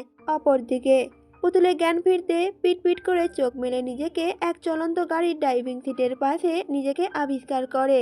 পুতুলের মাথাটা এখনো ঝিমঝিম করছে। পুতুল নিজের মাথায় হাত দিয়ে পাশে তাকায়। ড্রাইভিং সিটে আলমা বসে আছে। আলমা আপন মনে গাড়ি চালাচ্ছে, আর তার ঠোঁটে এক শয়তানি হাসি। পুতুল কিছুটা অবাক হয়ে শব্দ করে জোরে বলে উঠল, তুমি তুমি এখানে কেন? তুমি এখানে আমাকে কোথা নিয়ে যাচ্ছ? আলমা বিরক্তি নিয়ে পুতুলের দিকে তাকিয়ে জোরপূর্বক একটা হাসি দিয়ে বলে উঠল, আরে পুতুল, আমি তো তোর আলমা আপু, চিনতে পারছিস না? পুতুল তখন প্রত্যুত্তরে বলে ওঠে, তুমি আমাকে কোথায় নিয়ে যাচ্ছ? সাথে সাথে আলমা বলে ওঠে, আকাশে। তোর অনেক শখ ছিল না আকাশে ঘুরতে যাবি? আজ সেই শখটা আমি পূরণ করে দেব। কথাটা আলমা গাড়ি চালাতে যেতেই হেসে বলে উঠল। পুতুল মুখ ঘুরিয়ে আলমাকে উদ্দেশ্য করে বলে উঠল তখন, গাড়ি থামাও আপু, আমি তোমার সাথে যাব না। পুতুল বর বলেছে তুমি খুব পচা, তোমার সাথে কথা বলতে নিষেধ করেছে। আলমা তখন হেসে বলে উঠল, ও আচ্ছা, তাই নাকি? পুতুল তখন বলে ওঠে, হ্যাঁ, তুমি গাড়ি থামাও এখনই। তবে আলমা তো পুতুলের কথায় পাত্তা না দিয়ে গাড়ি চালাতে থাকে। পাহাড়ের আঁকাবাঁকা রাস্তা দিয়ে আলমা গাড়ি নিয়ে পাহাড়ের উপর দিকে যেতে থাকে। কিন্তু আলমাকে গাড়ি থামাতে না দেখে পুতুল এবার রেগে যায়। পুতুল এবার চলন্ত গাড়ি থামানোর জন্য গাড়ির স্টিয়ারিং ধরে ফেলে। এলোমেলো ভাবে হাত পা ছুড়ে আলমাকে মারতে থাকে, চুল ধরে টেনে ধরে। কিন্তু আলমা তো পাগলের মতো হাসতে থাকে। এক হাত দিয়ে গাড়ি ড্রাইভিং করছে, আর অন্য হাত দিয়ে পুতুলের চুল টেনে ধরে তাকে ধাক্কা দিয়ে ফেলে দেয়। পুতুলকে ধাক্কা দেওয়াতে পুতুলের মাথা সোজা গাড়ির জানালার সাথে গিয়ে লাগে। মাথার কোণ ফেটে রক্ত বেরিয়ে আসে। পুতুল রক্ত দেখে ঠোঁট ফুলিয়ে কেঁদে বলে ওঠে, তুমি সত্যিই খুবই পচা আপু, তোমার জন্য আমার কেটে গিয়েছে, দেখো রক্ত বের হচ্ছে। আমি পুতুল বরের কাছে নালিশ করে দেব তোমার নামে। আলমা তখন তার চিল্লে হাসি হেসে বলে উঠল, আরে আগে তো তুই বেঁচে থাকবি, তারপর তো নালিশ করবি। আলমার কথা শুনে পুতুল তো ভয় পেয়ে যায়, ভয়ে ভয়ে বলে ওঠে, মানে? আলমা প্রশ্নের কোনো জবাব দেয় না। গাড়ি গিয়ে এতক্ষণে পাহাড়ের কিনারায় চলে এসেছে। জানলা দিয়ে বাইরে তাকাতে পুতুল তো ভয়ে কেঁপে ওঠে। গাড়ি একদম পাহাড়ের কিনারায়। গাড়িটা যদি এদিক ওদিক একটু হয় তাহলেই খাদে পড়ে যাবে। আলমা এবার আর কোনো কথা না বলে গাড়ি থেকে বেরিয়ে এসে সোজা গাড়ি লক করে দেয়। পুতুল ভিতর থেকে জানালায় বাড়ি মারতে মারতে বলে উঠল, আলমা আপু, আমাকে বাঁচাও, আমি আর দুষ্টুমি করব না, আমি তো পড়ে যাব, আমাকে বের করো। কথাগুলো বলতে বলতে ভয়ে কান্না করতে থাকে। আলমা হেসে তখন বলে উঠল, এত কান্নাকাটি করিস না তো, মরছিস যখন শান্তিতে মর না। বলে আলমা গাড়িতে ঠেল দিতে শুরু করে। তা দেখে পুতুল ভয়ে কান্না করতে করতে বলে ওঠে, আপু, প্লিজ আমাকে বের করো, তুমি এমন কেন করছো? আমি কি করেছি তোমার? কিন্তু আলমা পুতুলের কথায় কোনো পাত্তাই দেয় না। তখনই আলমা খেয়াল করে পাহাড়ের রাস্তা দিয়ে রওশদের গাড়ি এদিকে এগিয়ে আসছে। আলমা মনে মনে একটা শয়তানি হাসি দিয়ে ভেবে ওঠে, কোনো ব্যাপার না, গাড়ির চাবি তো আমার কাছে। রওশদ ভাই চাইলেও পুতুলকে বের করতে পারবে না, আর পুতুল সোজা পাহাড়ের নিচে পুরো খাদে পড়বে। কিন্তু কিন্তু এখন তো আমাকে লুকোতে হবে, রওশদ ভাই যেন কোনো মতে আমাকে দেখতে না পায়। কতটা ভেবেই আলমা পাশে থাকা একটা ঝোপঝাড়ের মধ্যে লুকিয়ে পড়ে। রওশদের গাড়ি এসে থামে পুতুলের গাড়ির সামনে। পুতুলের গাড়ির ভিতর থেকে রওশদকে দেখে জোরে জোরে চিৎকার করতে শুরু করে। রওশদ তা দেখে হতভম্ব হয়ে যায়, পুতুলের দিকে এগিয়ে আসে। পুতুল তখন গাড়ির ভেতর থেকে জানলার আওয়াজ করে বলে উঠল, পুতুল বর, পুতুল বর, তুমি এসেছো, আমাকে বাঁচাও, আমি নিচে পড়ে যাব। রওশদ গাড়ির জানালার দরজা খোলার চেষ্টা করতে থাকে, কিন্তু বুঝতে পারে গাড়ির দরজা লক করা। রওশদ কি করবে তখন কুল কিনারা না পেয়ে হাত দিয়ে জানালায় ঘুষি মারতে শুরু করে। এভাবে একলাতারে কয়েকবার ঘুষি মারার পর অবশেষে জানালার কাঁচটা ভেঙে যায়। তবে কাঁচের আঘাতে রওশদের হাত রক্তাক্ত হয়ে যায়। পুতুল তা দেখে ব্যাকুল হয়ে কান্না করে দেয়। ভিতর থেকে ফুঁ দেওয়ার চেষ্টা করে রওশদের হাতে। আলমা এতক্ষণ চুপচাপ সব দেখলেও এখন বেশ বিচলিত হয়ে যায়, কারণ এভাবে চললে যে রওশাদ পুতুলকে বাঁচিয়ে নেবে, কিন্তু সে কিছুতেই এটা হতে দেবে না। এবার আলমা বেশ শক্তপোক্ত করে নিজের মুখটা ওড়না দিয়ে বেঁধে দিল। তারপর রওশাদকে আটকানোর চেষ্টা করে, তবে রওশাদের রাগ তরতর করে বেড়ে যায়। তা দেখে রওশাদ জোরে ধরে আলমাকে একটা ধাক্কা দিয়ে ফেলে দেয়। ধাক্কা খেয়ে আলমার মাথা গিয়ে ঠেকে পিলারে। আলমা ব্যথায় কুকড়িয়ে ওঠে, সাথে সাথে কপাল দিকে রক্ত ভিজে ওঠে। আলমা চোখে পানি ফেলে রওশাদের দিকে তাকায়। রওশাদ গাড়ির দরজা খুলে পুতুলকে বের করে এনেছে। ততক্ষণে পুতুল জ্ঞান হারিয়ে ফেলেছে। রওশাদ পুতুলকে নিয়ে ব্যস্ত হয়ে পড়ে। আলমা সেদিকে এক দৃষ্টিতে তাকিয়ে থেকে একটা তাচ্ছিল্য হাসি দিয়ে চোখের পানি মুছে নেয়। ইতিমধ্যে খবর পেয়ে সেজেল, জায়েদ, ক্যাসপারও চলে এসেছে। তিনজনে গাড়ি থেকে বের হয়ে ছুটে আসে সেদিকে। সেজেল পুতুলকে দেখে চিন্তিত স্বরে বলে ওঠে, পুতুলকে এখনই হসপিটালে নিয়ে যেতে হবে, বেশি দেরি করা যাবে না। রওশাদ কাঁপা কাঁপা চোখে তাকিয়ে মাথা নাড়ে। এরপর পুতুলকে করে তুলে নিয়ে দৌড় লাগায়, গাড়িতে উঠে পড়ে আর গাড়ি স্টার্ট দেয়। পিছনে বাকি তিনজনও গাড়িতে উঠে পড়ে। আলমা ওদের যাওয়ার দিকে এক দৃষ্টিতে তাকিয়ে চিৎকার করে কেঁদে ওঠে, সাথে বলে ওঠে, আমার সাথে কেন এমন হয়? আমি তো শুধু ভালোবাসতে চেয়েছিলাম, কিন্তু কিন্তু কেউ আমায় ভালোবাসলো না, শুধু অবহেলাই দিয়ে গেল। আলমা পাগলের মতো হাসতে হাসতে উঠে দ্রুত তুলতে চলতে শুরু করে আর বলতে থাকে, রওশাদ ভাই দেখো, আমিও না ব্যথা পেয়েছি, আমারও রক্ত পড়ছে, তুমি তো একবারও আমাকে দেখলে না। আলমা গাড়ির পাশে এসে রাগের চোটে একটা জোরে লাথি মারে। এতক্ষণ পাহাড়ের কিনারায় থাকা গাড়িটা সজোরে ধাক্কা খাওয়ায় এবার শব্দ করে নিচে পড়ে যায়। আলমার সামনের দিকে তাকিয়ে এবার নিজের কষ্ট নিয়ে এগোতে শুরু করে। ঠিক তখনই একটা গাড়ি আলমার পাশে কেটে চলে আসে। আলমা কিছু বুঝে ওঠার আগে গাড়িতে থাকা লোকটা আলমাকে জোরপূর্বক গাড়িতে তুলে নেয়। আলমা বাঁচার জন্য চিৎকার করতে থাকে, তবে কেউ সেই চিৎকার শুনতে পায় না। হাসপাতালের বেডে অজ্ঞান অবস্থায় পুতুল শুয়ে আছে। পাশে বসে আছে রওশাদ, পুতুলের হাত ধরে এক ধ্যানে তাকিয়ে আছে পুতুলের মুখশ্রীর দিকে। রওশাদের চোখে স্পষ্ট ব্যাকুলতার ছাপ। এমন সময় ডাক্তার এসে রওশাদকে আলাদাভাবে কথা বলার জন্য ডেকে নিয়ে যায়। ডাক্তারের কেবিনে এখন রওশাদ, সেজেল, ক্যাসপার আর জায়েদ আছে। আর ডাক্তার পুতুলের সমস্ত রিপোর্ট হাতে নিয়ে রওশাদকে উদ্দেশ্য করে বলে উঠল, মিস্টার সেহনাজ, পুতুলের সমস্ত রিপোর্ট চলে এসেছে। এবার আশা করা যায় একটা অপারেশন করলে পুতুল আবারও ঠিক হয়ে যাবে। রওশাদ সহ বাকিরা সবাই এই কথা শুনে খুশি হয়ে যায়। তবে ডাক্তার একটু ইতস্তত বোধ করে বলে উঠল, কিন্তু রওশাদ তখন বলে ওঠে, কিন্তু কি ডক্টর? ডক্টর আবার বলে ওঠে, দেখুন, যেহেতু অপারেশনটা আমি করব, তাই আপনাদের আগে কিছু কথা বলে দেই। এই অপারেশনটি সাকসেসফুল হওয়ার চান্স 70 থেকে 80%।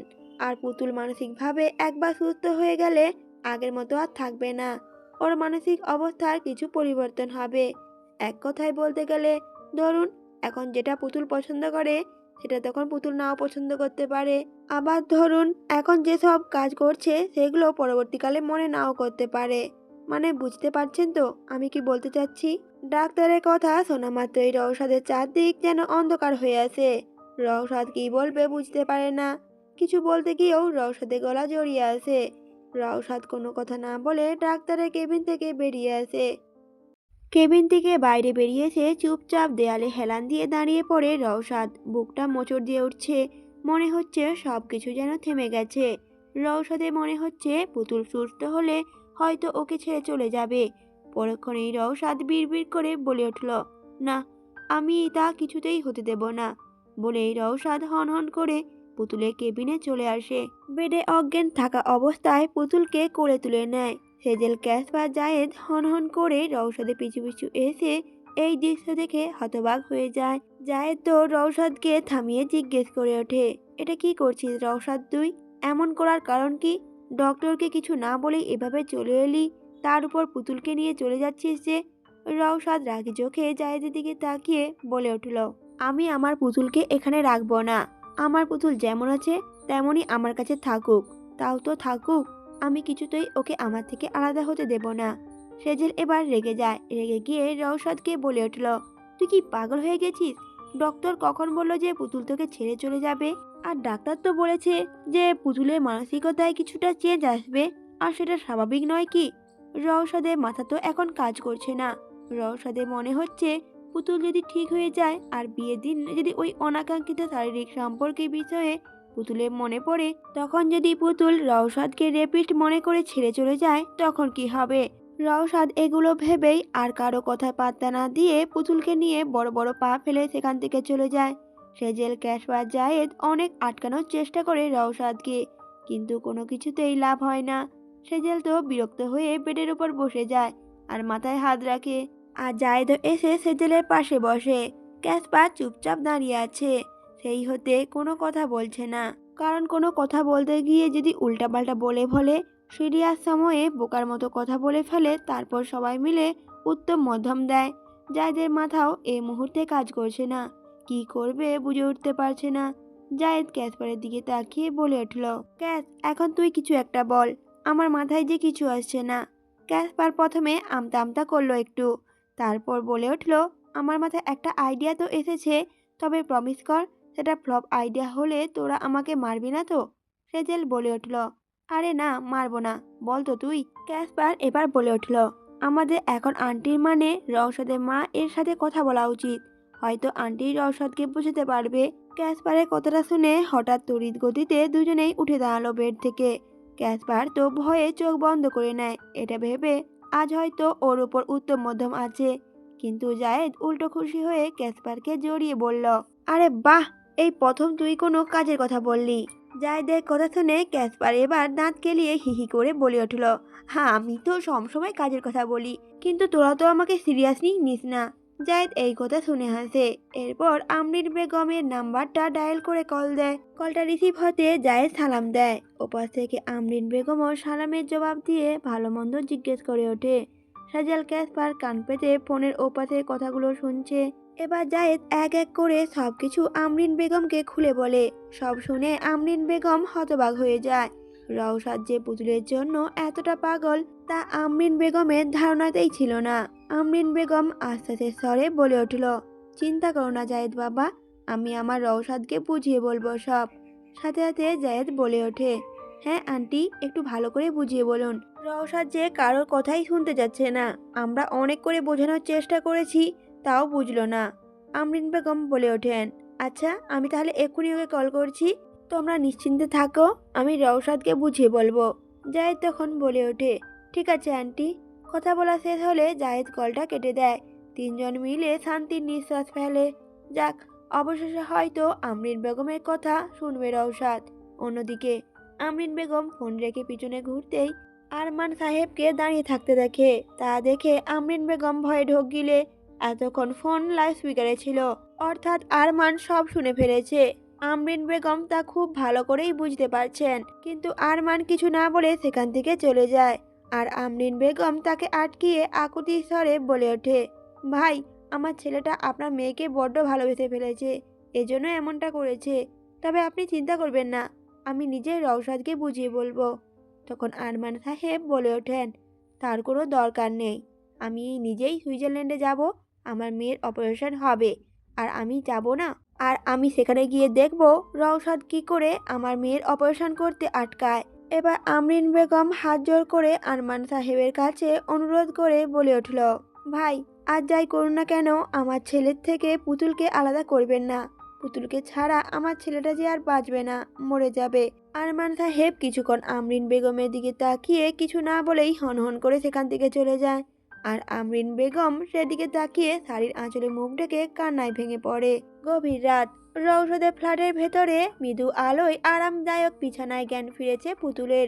রওশাদ ওকে কোলে করে হসপিটাল থেকে সোজা বাড়িতে নিয়ে এসেছে। পুতুল চোখ খুলে নিজেকে রওশাদের কোলে আবিষ্কার করে। পুতুলের এখনো মাথাটা ভার হয়ে আছে, তবে আশেপাশে চোখ বুলিয়ে পুতুল রওশাদকে দেখেই কিছুটা শান্ত হয়।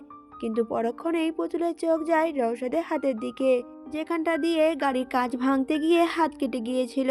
ব্যান্ডেজ করা থাকলেও সেই ক্ষতস্থানটা চোখে পড়তেই পুতুল কান্না করতে লাগে ফুপিয়ে ফুপিয়ে। বলে ওঠে, পুতুল বর, তোমার লেগেছে তাই না? আমার জন্য লেগেছে তোমার। পুতুল রওশাদের সেই কাটা হাতটা ধরে আর ফোপাতে থাকে। হাতের দিকে তাকাচ্ছে তো একবার ফোপাচ্ছে। পুতুল চোখের জলে রওশাদের হাত ভিজে যাচ্ছে। রওশাদ অত্যন্ত ব্যগ্রতার সঙ্গে পুতুলকে শান্ত করার চেষ্টা করে, বলে ওঠে, আরে পাগলি, কিছুই হয়নি আমার, সামান্য একটু কেটে গেছে, তাতে কি হয়েছে? আমি তো ঠিক আছি, দেখ, আমার খুব একটা লাগেনি।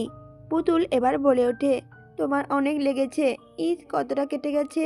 পুতুল রওশাদের মাথায় হাত দেয়, তারপর তার হাতের ব্যান্ডেজ ধরে আরো জোরে কান্না করে ওঠে, বলে ওঠে, তোমার বেশি লেগেছে, তুমি খারাপ, তুমি কেন কাঁচকে মারতে গেলে, এই জন্য তো কেটে গিয়েছে। রওশাদ মৃদু হেসে পুতুলের কান্না থামাতে ব্যস্ত হয়ে আলতো করে তাকে নিজের বুকে জড়িয়ে নেয়। তারপর বলে ওঠে, কাঁদে নেই লক্ষ্মী বউ আমার, তেমন কিছুই হয়নি, একটু পরেই ভালো হয়ে যাবে। কিন্তু পুতুল তো অতি সহজে থামবার পাত্রী নয়। পুতুল রওশাদের বুক থেকে সরে এসে আবার কাটা হাত ধরে নিজের মুখের কাছে নিয়ে আসে, তারপর ব্যান্ডেজের উপর থেকে বারবার ফু দিতে থাকে। পুতুলের সরলতা দেখে রওশাদের চোখে এক অদ্ভুত শান্তি ছোঁয়া ফুটে ওঠে। রওশাদ মনে মনে ভাবে, এই ভালোবাসার কাছে সবকিছুই তুচ্ছ।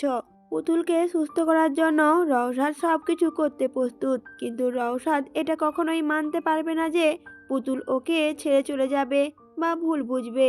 রওশাদের ভাবনার মাঝে পুতুল বলে উঠল, তোমার ব্যথা কমানোর জন্য ফু দিচ্ছি, জানো তো, আমার যখন লেগে যেত কাকিমণি আমার ফু দিয়ে দিত, সাথে সাথে ব্যথা চলে যেত। পুতুল সরল মুখে কথাগুলো বলে আবার ফু দিতে শুরু করলো। রওশাদ এবার আর থাকতে পারে না। পুতুলের এই নিষ্পাপ ভালোবাসা বারংবার রওশাদের হৃদয়কে গলিয়ে দেয়।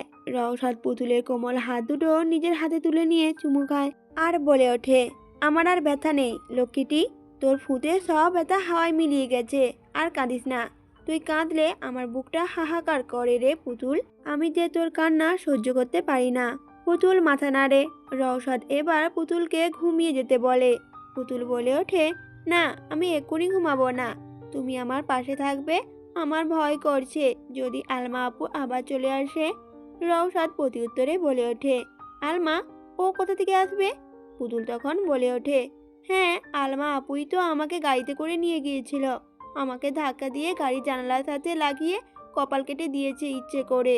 শেষের কথাটা পুতুল কান্না করতে করতে রওশাদের কাছে নালিশ করে বলে উঠল। রওশাদ পুতুলের কথাগুলো শুনে যেন স্থির হয়ে গেল। আলমা, তার মানে আলমা ওদেরকে অনুসরণ করে সুইজারল্যান্ড পর্যন্ত চলে এসেছে আর পুতুলকে কিডন্যাপ করার মতো সাহস দেখিয়েছে। রওশাদের ভেতরে ক্রোধের আগুন জ্বলে উঠল। রওশাদ সঙ্গে সঙ্গে বিছানা থেকে নামতে উদ্যত হয়। রওশাদের চোখে এখন প্রতিশোধের তীব্র নেশা। বলে উঠল, আমি এখনই যাচ্ছি, ওই মেয়েকে আজ। রওশাদ রাগে গজগজ করতে করতে দরজার পানে এগোতে চাইল, কিন্তু কথা শেষ হওয়ার আগেই পুতুল রওশাদের হাতটা শক্ত করে জড়িয়ে ধরল। ভয় এবং কান্নায় পুতুলের গলা কেঁপে উঠল। বলে উঠল, না, তুমি যেও না পুতুল বর, আমার ভয় করছে, আলমা আপু যদি আবার আসে। পুতুলের ভয় জড়ানো মুখের দিকে তাকিয়ে রওশাদের রাগ সব যেন নিমিষেই জল হয়ে যায়। রওশাদের কাছে এখন পুতুলের নিরাপত্তা এবং মানসিক শান্তি সবচেয়ে গুরুত্বপূর্ণ। রাগের মাথায় আলমার খোঁজ করা স্থগিত রেখে রওশাদ আবার বিছানায় ফিরে এসে শান্ত স্বরে রওশাদ বলে উঠল, ঠিক আছে, যাব না। রওশাদ এবার পুতুলের পাশে শুয়ে পুতুলকে নিজের বুকে নিবিড়ভাবে জড়িয়ে ধরল। তারপর আলতো করে পুতুলের কপালে আর নরম চুলে হাত বুলিয়ে দিতে লাগলো। আর রওশাদের হাত বুলানো ছোঁয়াতে পুতুলের শরীর শিথিল হতে শুরু করলো। রওশাদ এবার ইচ্ছে মতো পুতুলের মুখ, চোখ, গাল এবং গলায় ঘন ঘন চুমু এঁকে দিতে লাগলো, গভীর ভালোবাসায় ভরিয়ে দিতে লাগলো। ফিস ফিস করে রওশাদ বলে উঠল, লক্ষ্মী বউ আমার, ভয় নেই, আমি তো তোর কাছেই আছি। কিছুক্ষণের মধ্যেই পুতুলের শান্ত শ্বাস প্রশ্বাস জানিয়ে দেয় সে গভীর ঘুমিয়ে তলিয়ে গিয়েছে। রওশাদ সাবধানে পুতুলের পাশ থেকে সরে আসে যাতে পুতুলের ঘুম না ভাঙে। বিছানা থেকে ধীরে ধীরে উঠে বারান্দার দিকে যায়, হারুককে কল করে। বলে ওঠে, হারুক, পুতুলকে যে মেয়েটা কিডন্যাপ করেছিল তাকে কি খুঁজে পেয়েছিস? রওশাদের কণ্ঠস্বরে উদ্বেগের ছোঁয়া। ওপাশ থেকে হারুক জানালো, না স্যার, সেই মেয়েটা যেন কোথায় হঠাৎ করেই হাওয়া হয়ে গেল। আমরা সব জায়গায় খুঁজেছি স্যার, কিন্তু কোনো লাভ হয়নি, এমনকি সব সিসিটিভি ফুটেজও কেউ নষ্ট করে দিয়েছে। রওশাদ এবার গভীর চিন্তায় পড়ে গেল। আলমার মতো একটা মেয়ের একার পক্ষে এত নিখুঁতভাবে সব কাজ করা এবং বাংলাদেশ থেকে সুইজারল্যান্ডে এসে এত নিখুঁতভাবে সব কিছু করা কখনোই সম্ভব নয়। আবার এত অল্প সময়ে সবকিছু সিসিটিভি ফুটেজও নষ্ট করা আরও অসম্ভব ব্যাপার। তার মানে আলমাকে কেউ একজন পিছন থেকে সাহায্য করছে, কিন্তু সেই ব্যক্তিটাকে রওশাদ ভ্রু কুঁচকে অন্ধকারে তাকিয়ে রইল আর বিড়বিড় করে বলে উঠল, এই নতুন শত্রুকে খুঁজে বের করতেই হবে যেভাবেই হোক। এক স্যাঁতস্যাঁতে অন্ধকার ঘরে এমডি বসে আছে আর তার সামনে একটি চেয়ারে হাত পা বাঁধা অবস্থায় পড়ে আছে আলমা। আলমা চোখে মুখে স্পষ্ট বিভীষিকার ছাপ, কিন্তু মুখে হাসি রয়েছে। আলমা সম্পূর্ণ উন্মাদে পাগলে পরিণত হয়েছে। ঘরের ভিতরে মৃদু আলোয় আঁধারিতে এমডি শান্ত কিন্তু কর্তৃত্বপূর্ণ ভঙ্গিমায় বসে রয়েছে। আলমা পাগলের মতো হাসতে শুরু করে আর তার হাসি দেখে এমডি দাঁতে দাঁত চেপে বলে উঠল, এত হাসি তোর আসে কোথা থেকে শয়তানি? তোর জন্য আমার প্ল্যান নষ্ট হয়েছে। তোকে তো বলেছিলাম পুতুলকে নিয়ে চলে আসতে আমার কাছে, কিন্তু তুই না করে আমার কথা অবাধ্য হয়ে পুতুলকে মারতে গিয়েছিলি। কি ভেবেছিস এই এমজির চোখ দিয়ে ফাঁকি দেওয়া এতটাই সহজ? কাজের কাজ তো কিছুই করতে পারলি না, উল্টো তোর জন্য আমাকে রওশাদের থেকে পালিয়ে বেড়াতে হচ্ছে। এমজির কথা শুনে আলমা আবার অট্ট হাসিতে ফেটে পড়ল। হাসতে হাসতে বিদ্রুপ করে বলে উঠল, যা করেছি বেশ করেছি। আমাকে কি তুই নিজের চাকর পেয়েছিস যে তুই যা বলবি আমাকে তাই করতে হবে? তুই এখনো এই আলমাকে চিনতেই পারিসনি। এমজি তখন বলে উঠল, আচ্ছা তাই নাকি? এখনই বের করছি তোর এই বড় বড় কথা। কথাটা বলে এমজি হাতে চাবুক তুলে নিয়ে আলমার দিকে এগিয়ে এলো। আলমা কিছুটা ঘাবড়ে গিয়ে কাঁপা কাঁপা স্বরে জিজ্ঞেস করে উঠল, কি কি কি করতে চাইছিস তুই? এমজি প্রশ্নের কোনো উত্তর দেয় না, বরং এগিয়ে এসে আলমার উপর একের পর এক চাবুক বাড়ি মারতে লাগে। আর আলমা ব্যথায় চিৎকার করে ওঠে। এমজিকে থামানোর জন্য অনুরোধ করে, কিন্তু এমজি থামার কোনো নামই নেই। চাবুকের বাড়ি মারতে মারতে এমজি হাঁপিয়ে ওঠে। ততক্ষণে আলমা চেয়ার সহ নিচে পড়ে ব্যথায় কাতরাচ্ছে। এমজি এবার কাউকে একটা কল দিল।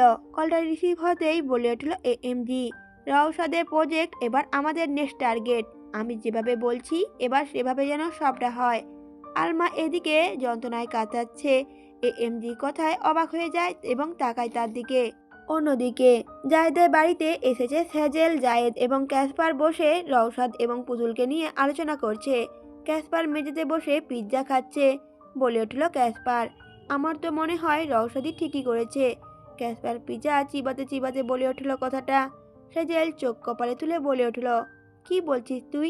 একটা অসুস্থ মেয়েকে বিনা চিকিৎসায় বাড়িতে নিয়ে এসেছে, আর এটাকে তুই ঠিক বলছিস?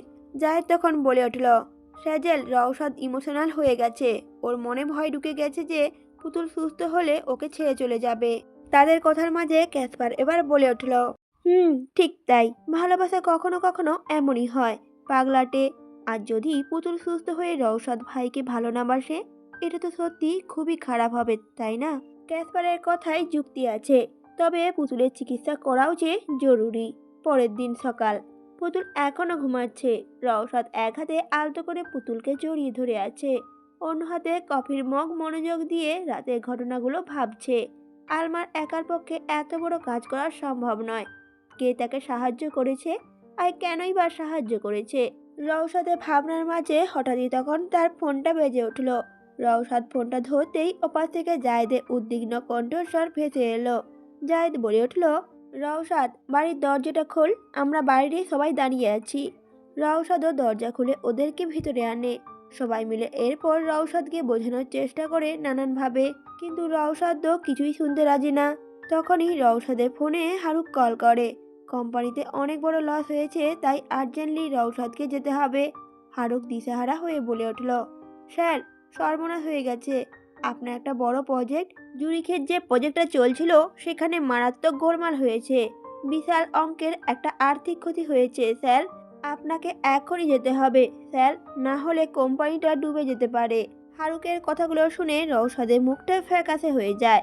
জুরিক এই শহর তো অনেক দূরে। রওশাদের হাতে এখন দুটি পথ, পুতুলকে রেখে কোম্পানি এই জরুরি অবস্থা সামলানো, নয়তো পুতুলকে আঁকড়ে ধরে রেখে নিজের তিলে তিলে গড়ে তোলা সাম্রাজ্যকে ধ্বংস হতে দেখা। রওশাদ ফোনটা কেটে দেয়ালে হেলান দিয়ে দাঁড়ালো। তার চোখে অসহায়তা। পুতুলকে রেখে রওশাদ কোনোভাবে যেতেই পারবে না। জায়েদ এবং সেজেল রওশাদের পরিস্থিতিটা বুঝতে পারল। জায়েদ বলে উঠল, রওশাদ শোন, তোর যাওয়াটা জরুরি। কোম্পানিটা শুধু তোর ব্যবসা নয়, সেটা তোর ভিত্তি। সেটা টিকিয়ে রাখতেই হবে। আর পুতুল, আমরা তো আছি। ক্যাসপার, সেজেল, আমিও আছি। আমরা তিনজনে ওর খেয়াল রাখবো। পুতুলের দিকে একটা পিঁপড়েও ঘেঁষতে পারবে না। আই সুয়ার, আমি তোকে কথা দিচ্ছি। সেজেল ওর সাথে হাতে সম্মতি জানালো, বলে উঠল, হ্যাঁ রওশাদ, আমাদের বিশ্বাস কর, আমরা পুতুলের পাশে থাকবো এবং ওর দেখাশোনা করার দায়িত্ব সব আমাদের। তোর কোনো চিন্তা নেই। ক্যাসপার উৎসাহের সাথেও বলে উঠল, হ্যাঁ রওশাদ, আমরা ওর বডিগার্ড হয়ে থাকবো। তুই একদম চিন্তা করিস না, যা নিজের কোম্পানিটা বাঁচা। বন্ধুদের এমন ভরসা পেয়ে রওশাদের মনে কিছুটা ভার কমলো। রওশাদ জানে এই তিনজন ওর জন্য সব কিছুই করতে পারে। কোম্পানি বাঁচানো এখন অপরিহার্য। অনিচ্ছা সত্ত্বেও তাকে যে যেতেই হবে। গম্ভীর শ্বাস ফেলে রওশাদ বলে উঠল, ঠিক আছে, আমি যাচ্ছি, কিন্তু তোদের কোথা যেন নড়চড় না হয়। প্রতিটি মুহূর্তে পুতুলে আপডেট দিবি। পুতুল কি করছে, কি খাচ্ছে, সব কিছুই আপডেট আমার চাই। কথাগুলো বলেই রওশাদ চলে গেল ধীর পায়ে পুতুলের ঘরের দিকে। কাল রওশাদ ডাক্তারের দেওয়া ঘুমের ঔষধ পুতুলকে খাইয়েছিল, তাই এখনো গভীর ঘুমে মগ্ন পুতুল। রওশাদ ধীরে ধীরে বিছানার পাশে বসে আলতো করে পুতুলের কপালে হাত বুলিয়ে দিল। তার মুখ, চোখ, গাল ছুঁয়ে দেখলো গভীর মায়ায়। তারপর রওশাদ একটু ঝুঁকে পড়ল পুতুলের নরম কপালের ওপর। তারপর সেখানে আলতো করে একটা চুমু এঁকে দিল। এই চুমুতে ছিল সমস্ত ভালোবাসা, প্রতিশ্রুতি আর একরাশ ভয়। তারপর রওশাদ পুতুলের ঘুমন্ত নিষ্পাপ মুখের দিকে তাকিয়ে বিড়বিড় করে বলে উঠল, সাবধানে থাকিস পুতুল পরি আমার, আমি দ্রুত ফিরে আসবো। রওশাদ ফিসফিস করে কথাটা বলেই চোখের জল লুকানোর জন্য সে দ্রুত ঘর থেকে বেরিয়ে এলো। তার মন যে মানছিল না, পুতুলের থেকে এত দূরে অন্য এক শহরে যেতে ইচ্ছে করছে না তার। কিন্তু না গেলে কোম্পানি যে ডুবেই যাবে, আর সেই ধাক্কাটা সামলানোর ক্ষমতা হয়তো রওশাদে আর থাকবেই না।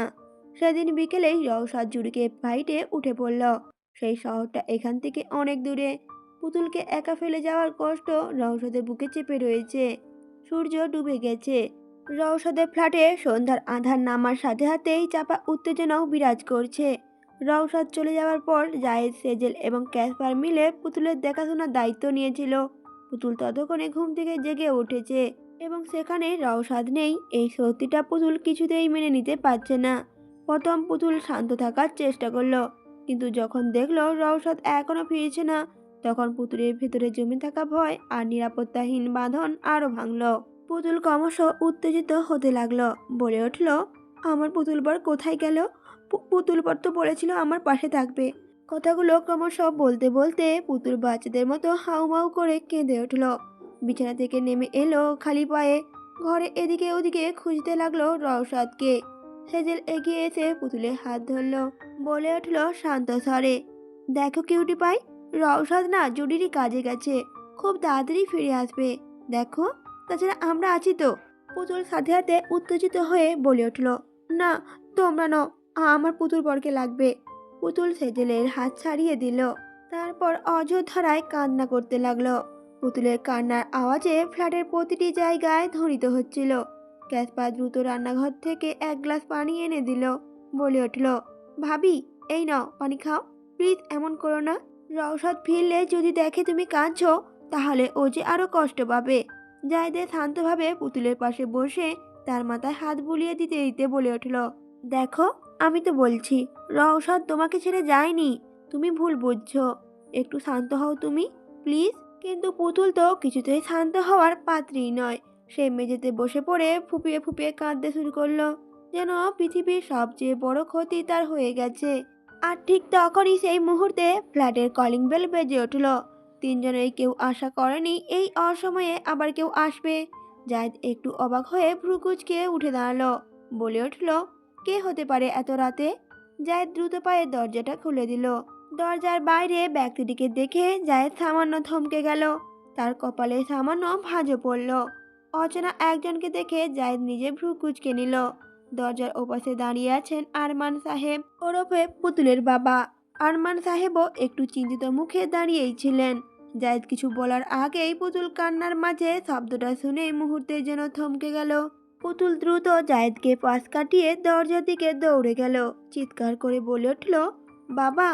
পুতুলের কষ্টের কান্নায় মুহূর্তেই আনন্দে রূপান্তরিত হলো। পুতুল ছুটতে ছুটতে গিয়ে আরমান সাহেবকে দু হাতে চাপড়ে ধরল। ওর কান্নার শব্দ এখনো চাপা আনন্দের চিৎকারে পরিণত হয়েছে। দরজার কাছে দাঁড়িয়ে আছে জায়েদ, সেজেল এবং ক্যাসপার একে অপরের দিকে তাকালো। তখন ওদের মুখে বিভ্রান্তি এবার স্পষ্ট হলো।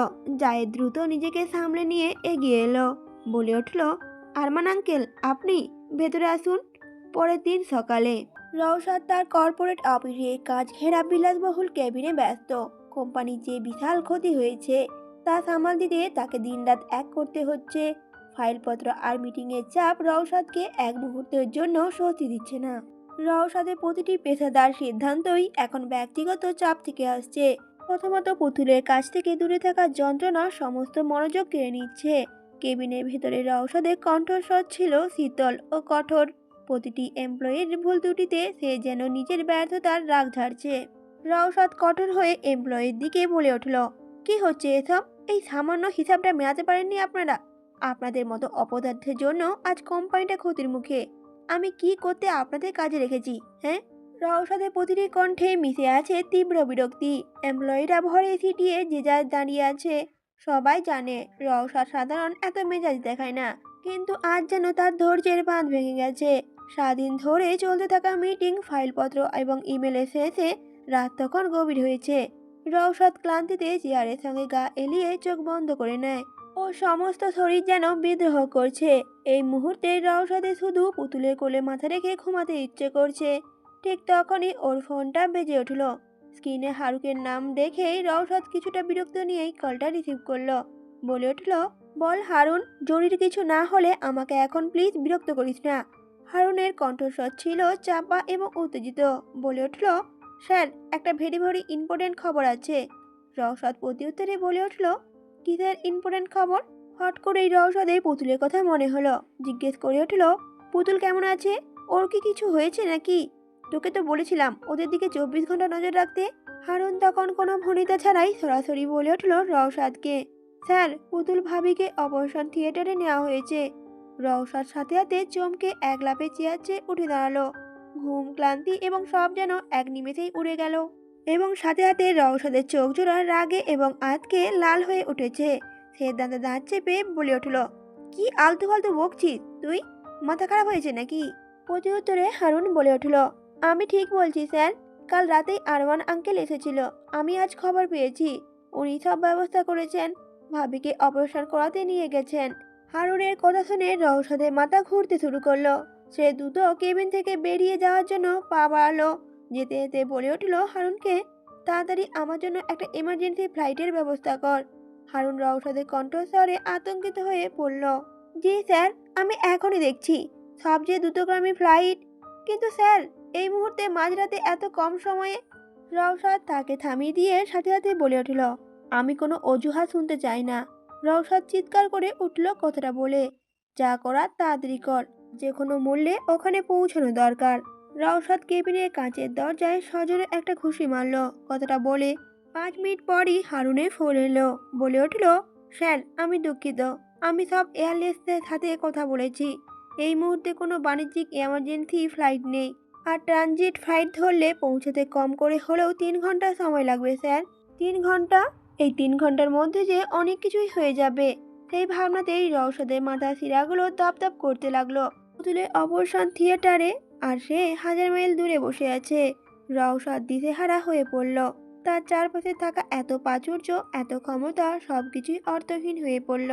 রওশাদ এবার গম্ভীর হয়েই বলে উঠল, এই মুহূর্তে একটি প্রাইভেট জেট বুক কর।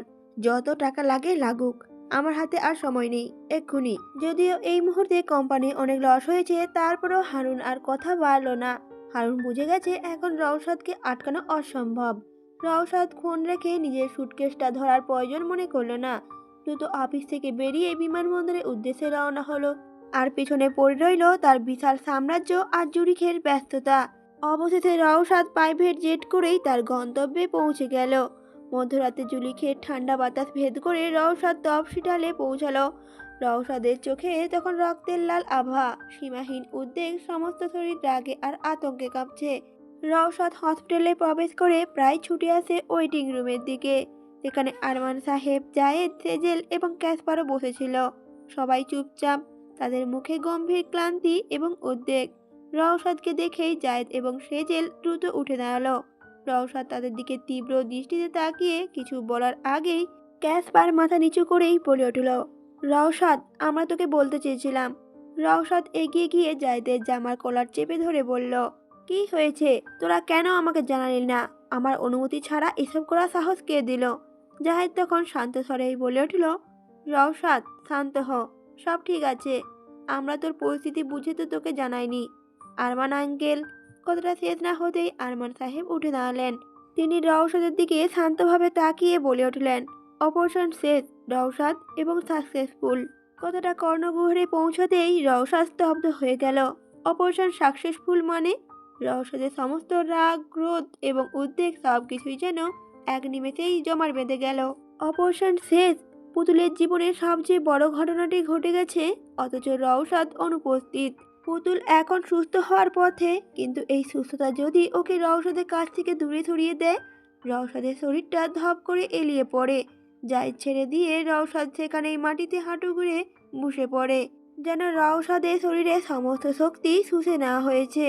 হৃদয়ে গভীরতম ভয় আরো প্রকট করে তুলেছে। রওশাদ পাগলের মতো জোরে জোরে চিৎকার করে কাঁদতে শুরু করলো। আর সেই কান্নার শব্দ ছিল অসহায়, তীব্র, নিয়ন্ত্রণহীন, যেন হৃদয়ে চাপা যন্ত্রণা বাঁধ ভেঙে বেরিয়ে আসছে। রওশাদ চিৎকার করে উঠল, পুতুল, আমার পুতুল পড়ি। আর সেজেল অবাক হয়ে রওশাদের দিকে তাকিয়ে রইল। এই রওশাদকে তারা কোনোদিনও দেখেনি। একরকম শক্ত, অনিয়মীয়, আবেগহীন রওশাদ আজ মাটিতে বসে শিশুর মতো চিৎকার করে কাঁদছে। আরমান সাহেব ধীরে ধীরে রওশাদের কাছে এগিয়ে আসেন।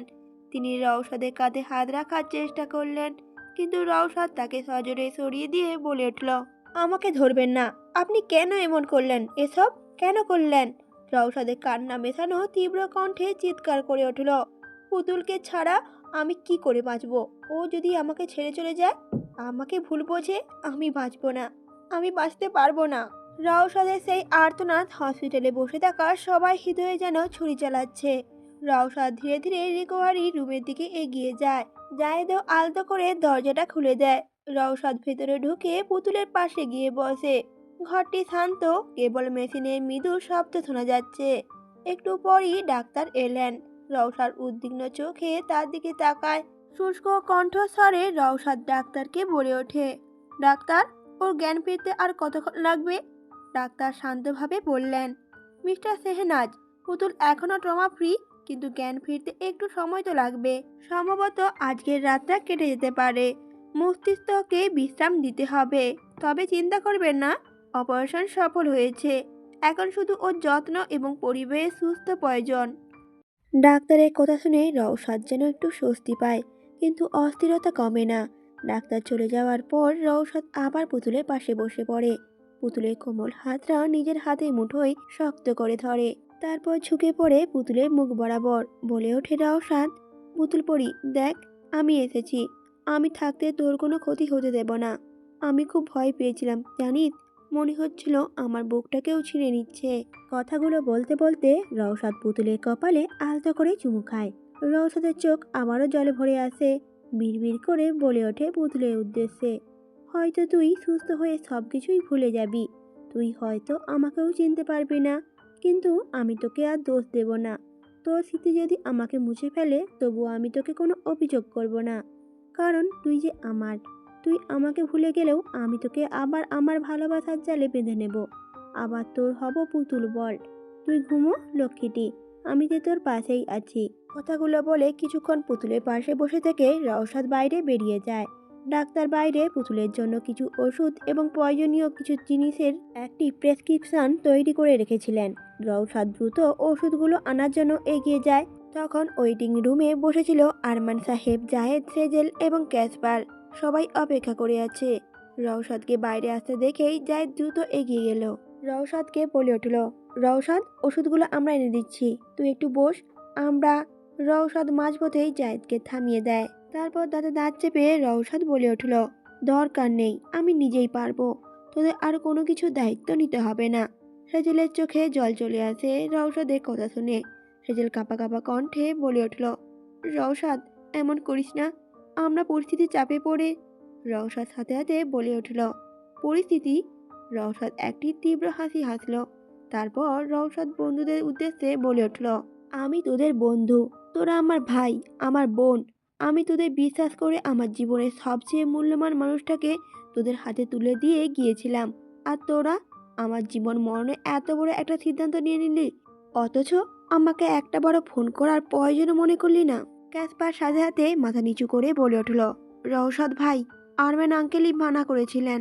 উনি তোর কাজের কথা ভেবে আর বলতে দিল না। রওশাদ আবার বলে উঠল, আমার কাজ কোম্পানি ডুবে গেলে আমি আবার বানাতে পারবো, কিন্তু পুতুলে এত বড় একটা অপারেশনের সময় যদি ওর কিছু হয়ে যেত? তোরা কি জানিস না ওকে ছাড়া আমি বাঁচবো না? তোরা আমার বন্ধু হয়ে আমার থেকে আমার এই অধিকার কে নিলি? তোরা বিশ্বাসঘাতকতা করেছিস।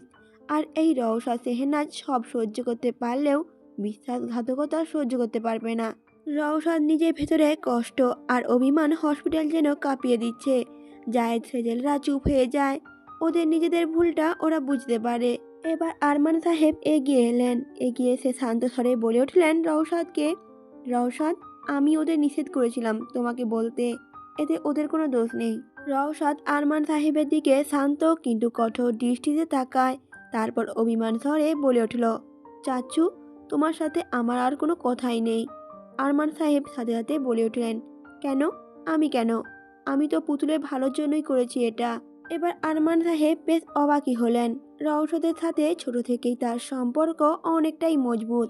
রওশাদ কখনোই আরমান সাহেবের উপর রাগ করেননি। রওশাদ এবার কিছুক্ষণ চুপ থেকে আরমান সাহেবের উদ্দেশ্যে বলে উঠল, তুমি পুতুলের বাবা, তোমরা সবাই মিলে পুতুলের ভালোই চেয়েছো, তাতে আমার কোনো আপত্তি নেই। অপারেশন সাকসেসফুল হয়েছে, এতে আমিও খুশি। কিন্তু আমার আক্ষেপ অপারেশন নিয়ে নয়। আমার আক্ষেপ আমি কেন পুতুলের পাশে থাকতে পারলাম না। ওর জীবনে এত বড় একটা সিদ্ধান্তে কেন আমাকে অনুপস্থিত থাকতে হলো? কেন তোমরা আমাকে পুতুলের স্বামী হিসেবে ওর পাশে থাকার সুযোগটুকু দিলে না? কথাগুলো বলেই রওশাদ নিজের চোখের জলটা মুছে কোনো রকমে সেখান থেকে চলে গেল। আর এক মুহূর্ত দাঁড়ালো না। প্রেসক্রিপশনটা হাতে নিয়েই সে দ্রুত হাসপাতাল থেকে বেরিয়ে গেল। তার রাগ ছিল না আরমান সাহেবের ওপর, রাগ ছিল নিজের অনুপস্থিতির ওপর। আর সেই আক্ষেপের জ্বালাতেই রওশাদ সবচেয়ে তার প্রিয়জনদের কাছ থেকেই নিজেকে দূরে সরিয়ে নেয়। অপরদিকে আলমা দড়ি দিয়ে বাঁধা অবস্থায় অনেকক্ষণ ধরেই ঝুলছে। হাত পায়ে গভীর ক্ষত, মুখেও রক্ত ভেজা। এমডি ওর ওপর এমন অকথ্য অত্যাচার করেছে যে আলমা অবস্থা খুবই খারাপ। কিন্তু আলমা আশ্চর্যজনকভাবে এখনও বিকৃত হাসিতে ফেটে পড়ছে। আলমা সেই হাসি যেন এএমজি ক্রোধকে আরও উস্কে দিচ্ছে। আলমার এইরকম উন্মাদনা দেখে এএমজির চোখ সরু হয়ে আসে। ক্রোধে এএমজি চোয়াল শক্ত হয়ে যায়। বলে উঠল, এই মেয়ে, তুই কি সত্যিই পাগল হয়ে গেছিস? তোর জন্য আমার সব প্ল্যান নষ্ট হচ্ছে। এমজির হাতে তখন চাবুক তুলে আলমার দিকে এগিয়ে যাবে, ঠিক তখনই ওর ফোনটা বেজে ওঠে। এমজি এবার বিরক্ত হয়ে কলটা রিসিভ করে। ওপাশ থেকে তার লোক একজন পিস পিস করে কিছু জানায়। এমজির সাথে সাথে দুটো চোখ উজ্জ্বল হয়ে ওঠে। এমজি মুখে ফুটে ওঠে একটা কুটিল হাসি। এমজি সেই লোকটিকে বলে উঠল, কি বললি? পুতুল এখন হসপিটালে, অপারেশন হয়েছে? এমজি আলমার পাশ থেকে একটু সরে এলো, বলে উঠল, দারুণ, এবার সব কিছু আমার হাতের মুঠোয়। কথাটা বলেই এমজি দ্রুত ফোনটা কেটেই দেয়। এমজি আলমার দিকে একবারও না তাকিয়ে দরজার দিকে এগিয়ে আসে। এমজি দ্রুত আস্তা থেকে বেরিয়ে যায়। দড়ি দিয়ে ঝুলন্ত আলমা সব শুনেছে। পুতুলের অপারেশন হয়েছে, পুতুল এখন সুস্থ হয়ে যাবে। রওশাদ আর পুতুল এবার সুখে সংসার করবে। এটা কিছুতেই যেন আলমা মানতে পারবে না। আলমা যদি নিজে সুখে না থাকতে পারে তাহলে কাউকে ও সুখে থাকতে দেবে না। আলমার ভেতরে হিংসা আবার পাগলামি সবকিছু জেগে উঠল। আলমা এবার নিজের সমস্ত শক্তি দিয়ে এক করে ঝুলন্ত অবস্থায় হাতের বাঁধনটি আলগা করার চেষ্টা করতে লাগে। আলমার হাতের চামড়া ছিঁড়ে রক্ত বের হতে লাগে, কিন্তু সে হাল ছাড়ে না। একসময় আলমা সফল হয়। মাটিতে ধপাস করে পড়ে গিয়েও আলমা মুহূর্তের মধ্যেই উঠে দাঁড়ায়। ব্যথায় কাতরালেও আলমা চোখে এখন শুধুমাত্র প্রতিশোধের আগুন। আলমা কোনো মতেই আস্তানা থেকে বেরিয়ে হাসপাতালের দিকে ছুটে যেতে থাকে। হাসপাতাল। আলমা হসপিটালের কাছে পৌঁছে গেছে। পুতুলের কেবিনে ঢোকা এতটাও সহজ নয়, তাই আলমা দ্রুত পরিকল্পনা করে নেয়। হাসপাতালের কোণের রুমে একটি নার্সিং রুম রয়েছে। রুমে ঢুকে একটা নার্সকে সজোরে আঘাত করে তার দ্রুত পোশাকটা পরে ফেলে। তারপর মুখে মাস্ক পরে আলমা কেবিনের দিকে এগিয়ে যায়। সেজেল, জায়েদ ও ক্যাসপার তখনও পুতুলের কেবিনের বাইরে আছে। নার্সের পোশাক পরা আলমাকে দেখে তারা কেউ আর আলমাকে সন্দেহ করে না। জায়েদ নার্সকে দেখে এগিয়ে আসে, বলে ওঠে, নার্স প্লিজ একটু পুতুলের ভালো করে খেয়াল রাখবেন, ওর এখনো জ্ঞান ফিরেনি। সাথে সাথে নার্স অর্থাৎ আলমা বলে ওঠে, হ্যাঁ অবশ্যই, আমি ভেতরে যাচ্ছি। আলমা কেবিনে ঢুকে যায়, আর আলমা ধীরে ধীরে দরজাটাও বন্ধ করে, তারপর মাস্কটা খুলে ফেলে দেয়। আলমার চোখে তখন দুটি আলো জল জল করছে। আলমা এবার আস্তে আস্তে অজ্ঞান অবস্থায় থাকা পুতুলের দিকে এগিয়ে যায়, পাগলের মতো কথা বলতে শুরু করে একা একাই। বলে ওঠে, পুতুল তুই কি ভেবেছিলি আমার সর্বনাশ করে তুই নিজে সুখে থাকবি? আমার কাছ থেকে রওশাদকে কেড়ে তুই সুস্থ হয়ে যাবি? না, আমি তোকে সুস্থ থাকতে দেব না। আমি তোকে এতটা যন্ত্রণা দেব যে তুই কোনোদিনও ভুলতেই পারবি না। কথাটা বলেই আলমা পুতুলের গলা টিপে ধরার জন্য হাত বাড়ায়, আর ঠিক তখনই দরজা সজোরে খুলে যায়। রওশাদ পুতুলের জন্য ফল, ওষুধ এবং প্রয়োজনীয় জিনিস কিনে এনে কেবিনের মধ্যে প্রবেশ করে অবাক হয়ে যায়। আবার সাথে সাথে রওশাদ পুতুলকে বেডে শুয়ে থাকতে দেখে স্বস্তির নিঃশ্বাস ফেলে ধীরে ধীরে পুতুলের পাশে এগিয়ে ওর মাথায় হাত বুলিয়ে দেয়। আসলে রওশাদ আলমাকে দেখার আগেই পর্দার পিছনে লুকিয়ে থাকা এমডি, যে এতক্ষণ আলমাকে একজন সাধারণ নার্স ভেবেছিল, তাই পর্দার পিছনে লুকিয়েছিল, অপেক্ষা করছিল।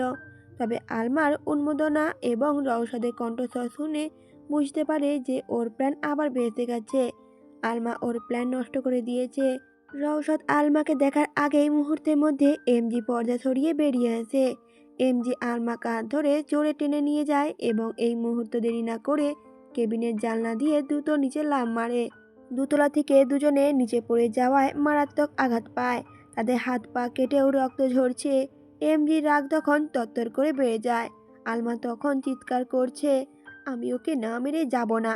কিন্তু এএমডি রেগে আলমা চুলের মুঠি ধরে টানতে টানতে নিয়ে যেতে থাকে। এই আলমার জন্যই ওর প্ল্যান দুবার নষ্ট হলো। আজ আলমা যদি এমন না করতো তাহলে এমজি পুতুলকে নিয়ে ঠিকই পালিয়ে যেত, আর এমজি আলমার শেষ থেকেই ছাড়বে।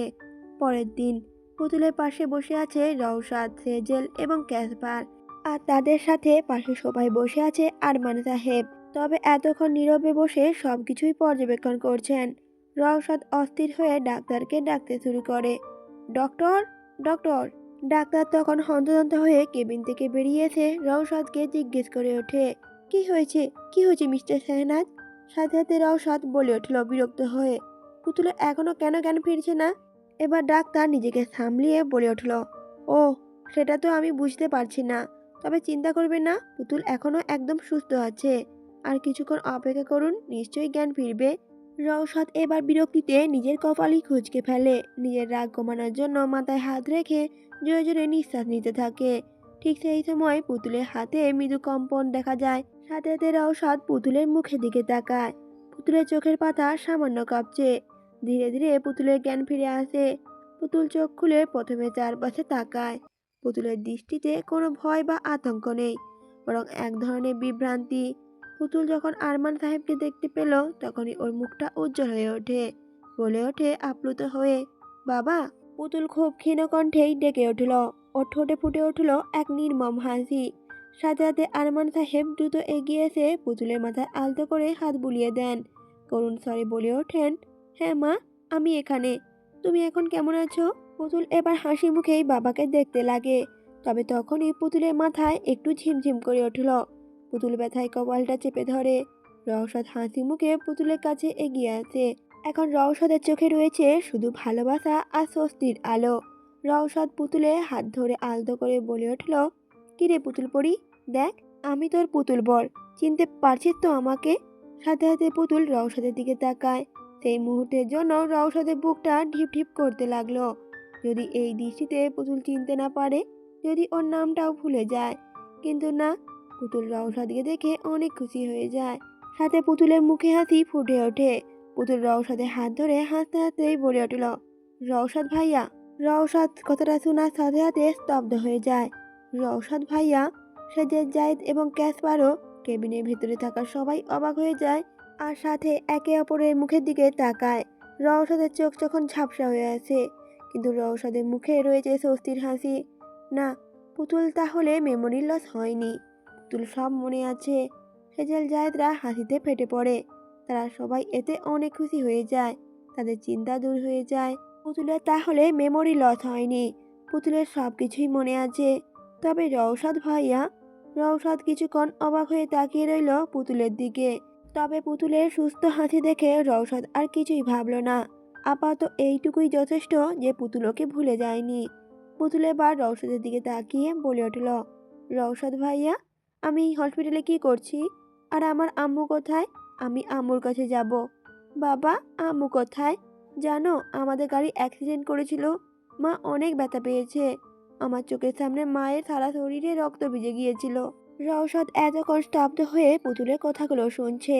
কথাগুলো বলতে বলতে পুতুল হাঁপিয়ে কেঁদে উঠল। প্রচণ্ড মাথা ব্যথা শুরু হয়ে যায় পুতুলের। পুতুল যন্ত্রণায় ছটফট করতে শুরু করে। রওশাদ এবার পুতুলের কাছে ছুটে এসে পুতুলকে শান্ত করার চেষ্টা করে। তখনই ডাক্তার এবং নার্সরা এসে পুতুলকে ইঞ্জেকশন দিয়ে আবার ঘুম পাড়িয়ে দেয়। এবার আরমান সাহেব বেশ চিন্তিত স্বরেই ডাক্তারকে বলে উঠল, আমার মেয়ে এমন কেন করছে? কি হয়েছে ওর? সাথে সাথে ডক্টর বলে উঠল, আসলে সবেমাত্র ওর অপারেশন করা হয়েছে তো, এই জন্য পুতুলের কিছু স্মৃতি মুছে গেছে। শুধু মনে আছে যেই স্মৃতিগুলো যেগুলো পুতুলের পাগল হওয়ার আগে পুতুলের সাথে ঘটেছিল। তবে আপনারা একদম চিন্তা করবেন না, ও ধীরে ধীরে একদম সুস্থ হয়ে যাবে, শুধু সময় একটু লাগবে। আশা করি আপনারা বুঝবেন। কথাটা বলেই ডাক্তাররা চলে যায়। রওশাদ ঘুমন্ত পুতুলের মাথায় হাত বুলিয়ে দিতে দিতে পুতুলের কপালে একটা চুমু খায়। এতক্ষণ দাঁড়িয়ে দাঁড়িয়ে সেজেল জায়েদ ক্যাসপার পুতুলের কথার কিছুই অর্থ বুঝতে পারেনি। পুতুলের মায়ের অ্যাক্সিডেন্ট হয়েছিল এ বিষয়ে ওরা তো কিছুই জানে না। আরমান সাহেব এবং বাকি সবাই এরপর আস্তে আস্তে পুতুল এবং রওশাদকে কেবিনে রেখে বাইরে বেরিয়ে আসে। তারপর ওয়েটিং রুমে গিয়ে বসে। অপরদিকে আলমা বলে উঠল চিৎকার করে, ছাড় আমাকে, ছাড় বলছি। আজ তো আমি ওকে না মেরে কোথাও যাব না, ছাড় বলছি। এমনি তখন বেশ বিরক্ত হয়ে আর রেগে বলে উঠল ধমক দিয়ে, এই একদম চুপ, আর একটা কথা বলবি তো, তোকে তো আমি এখানেই পুঁতে রেখে দেব। এমজি কথাটা বলেই জোর করে আলমাকে গাড়ি থেকে টেনে হিঁচড়ে নামায়। কিন্তু এদিকে আলমা নিজের হাতটা ছাড়ানোর জন্য অনেক ছুটাছুটি করে। এমজি তবুও ছাড়ে না, বরং টানতে টানতে আলমাকে নিয়ে নিজের আস্তানার ভিতরে চলে যায়। এদিকে আলমা বিরক্তি আর রাগে ফুঁসতে ফুঁসতে বলে উঠল, ছাড় বলছি আমাকে। আজ তুই যদি না আসতি তাহলে ওই পুতুলকে আমি মেরেই দিতাম। একটুর জন্য ওটা হাতছাড়া হয়ে গেল। সব কিছু তোর জন্য হয়েছে। আলমার কথাটা শুনে রাগে এমজি কটমট করে আলমার গালে সজোরে একটা থাপ্পড় মারে। আলমার গালে পাঁজাগুলের ছাপ স্পষ্ট হয়ে ওঠে। সাথে সাথে এমজি আলমাকে ধাক্কা দিয়ে মাটিতে ফেলে দিয়ে বলল, আমাকে কুফা বলিস? আমি খারাপ? তুই তো নিজে একটা কুফা। তোর জন্য দুবার আমার প্ল্যান নষ্ট হলো। তুই কোনো কাজেরই না, তোকে বাঁচিয়ে রেখে লাভ নেই। এমজির কথা শুনেই আলমা হা হা করে উচ্চস্বরে হেসে উঠল। তারপর বলল, তুই কেন আমাকে মারবি? তোর মতে কাপুরুষ আমাকে মারবে, যে কিনা রওশাদের ভয়ে একরকম আস্তাকুড়ের মতো এক জায়গায় লুকিয়ে আছে। আলমার কথা শুনে এমজি এবার প্রচন্ড রেগে আলমার গলাটা শক্ত করে চেপে ধরে।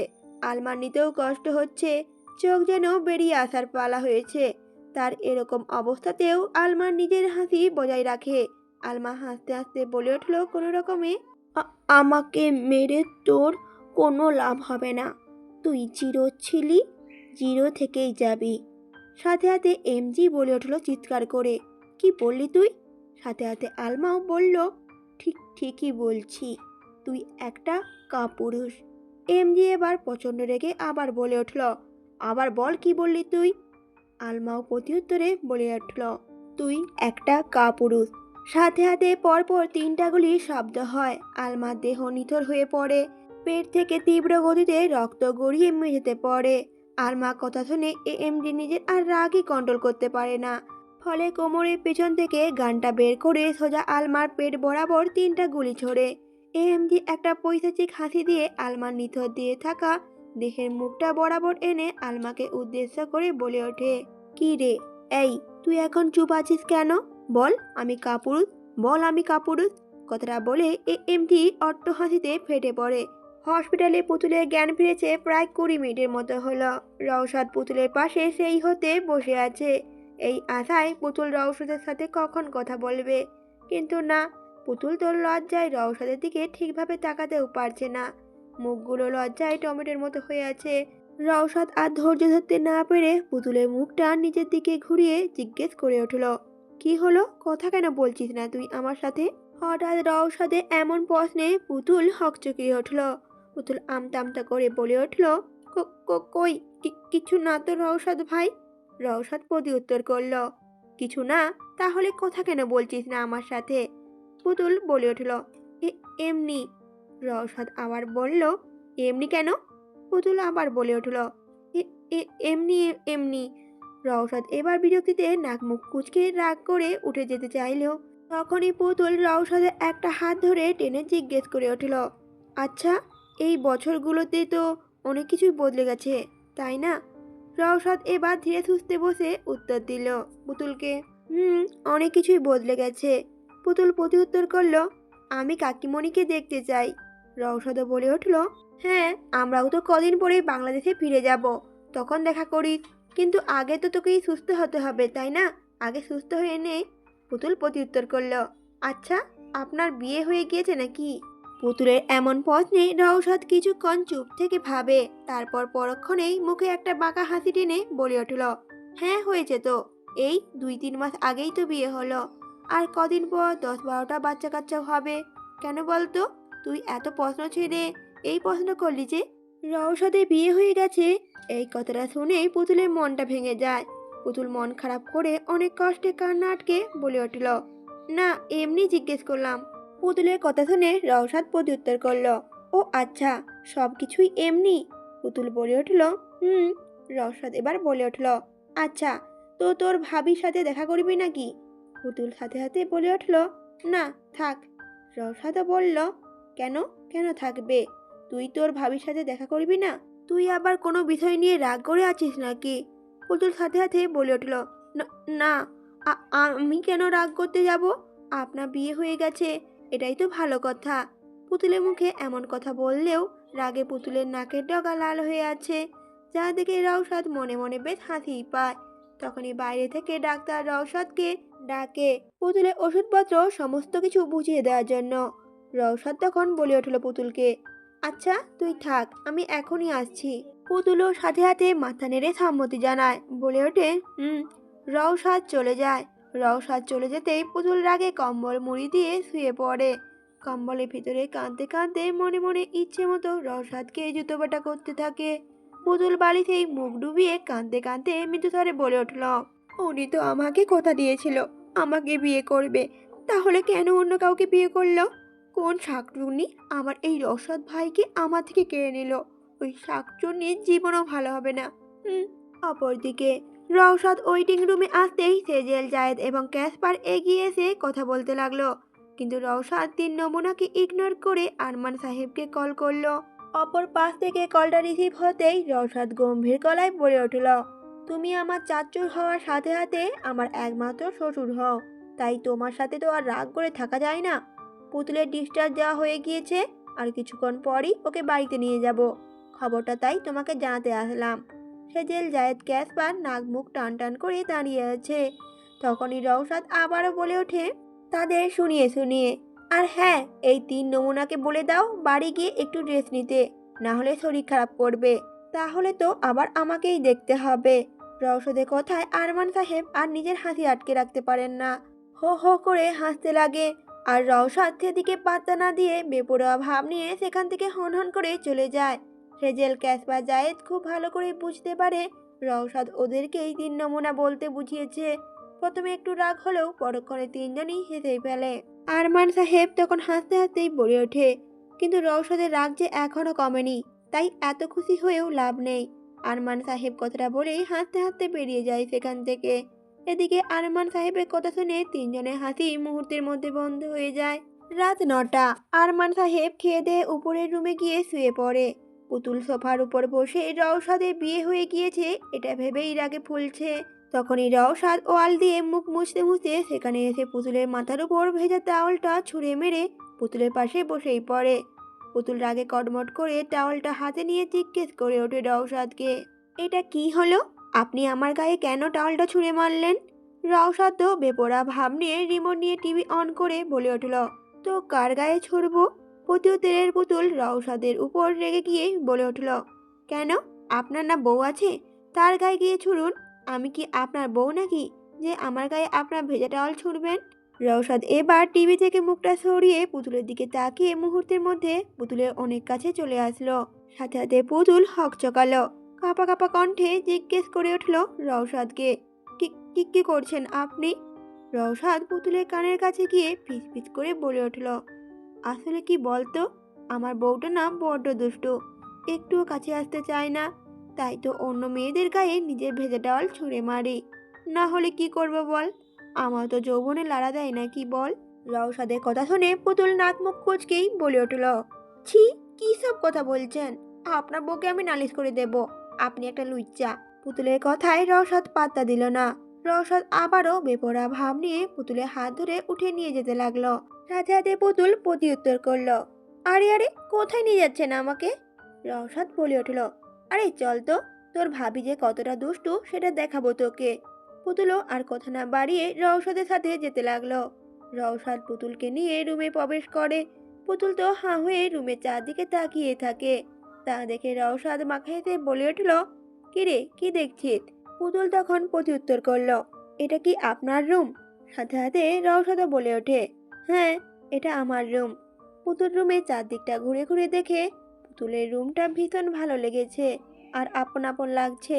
পুতুল হেসে এবার বলে উঠল, আরে বাহ, আপনার রুম তো অনেক সুন্দর, অনেক গোছানো পরিপাটি।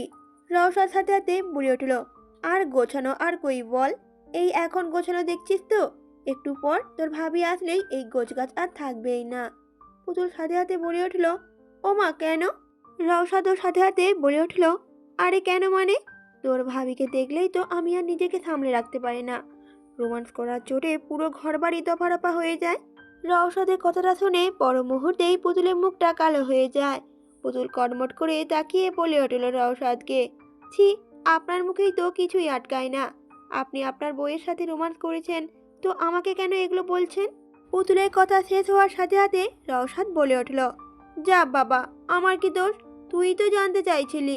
আচ্ছা বাদ দে এসব, আমি তোকে আবার আমার একটা জিনিস দেখাবো, তোর ভাবি আর আমি কি কি করেছি দেখবি, আয়।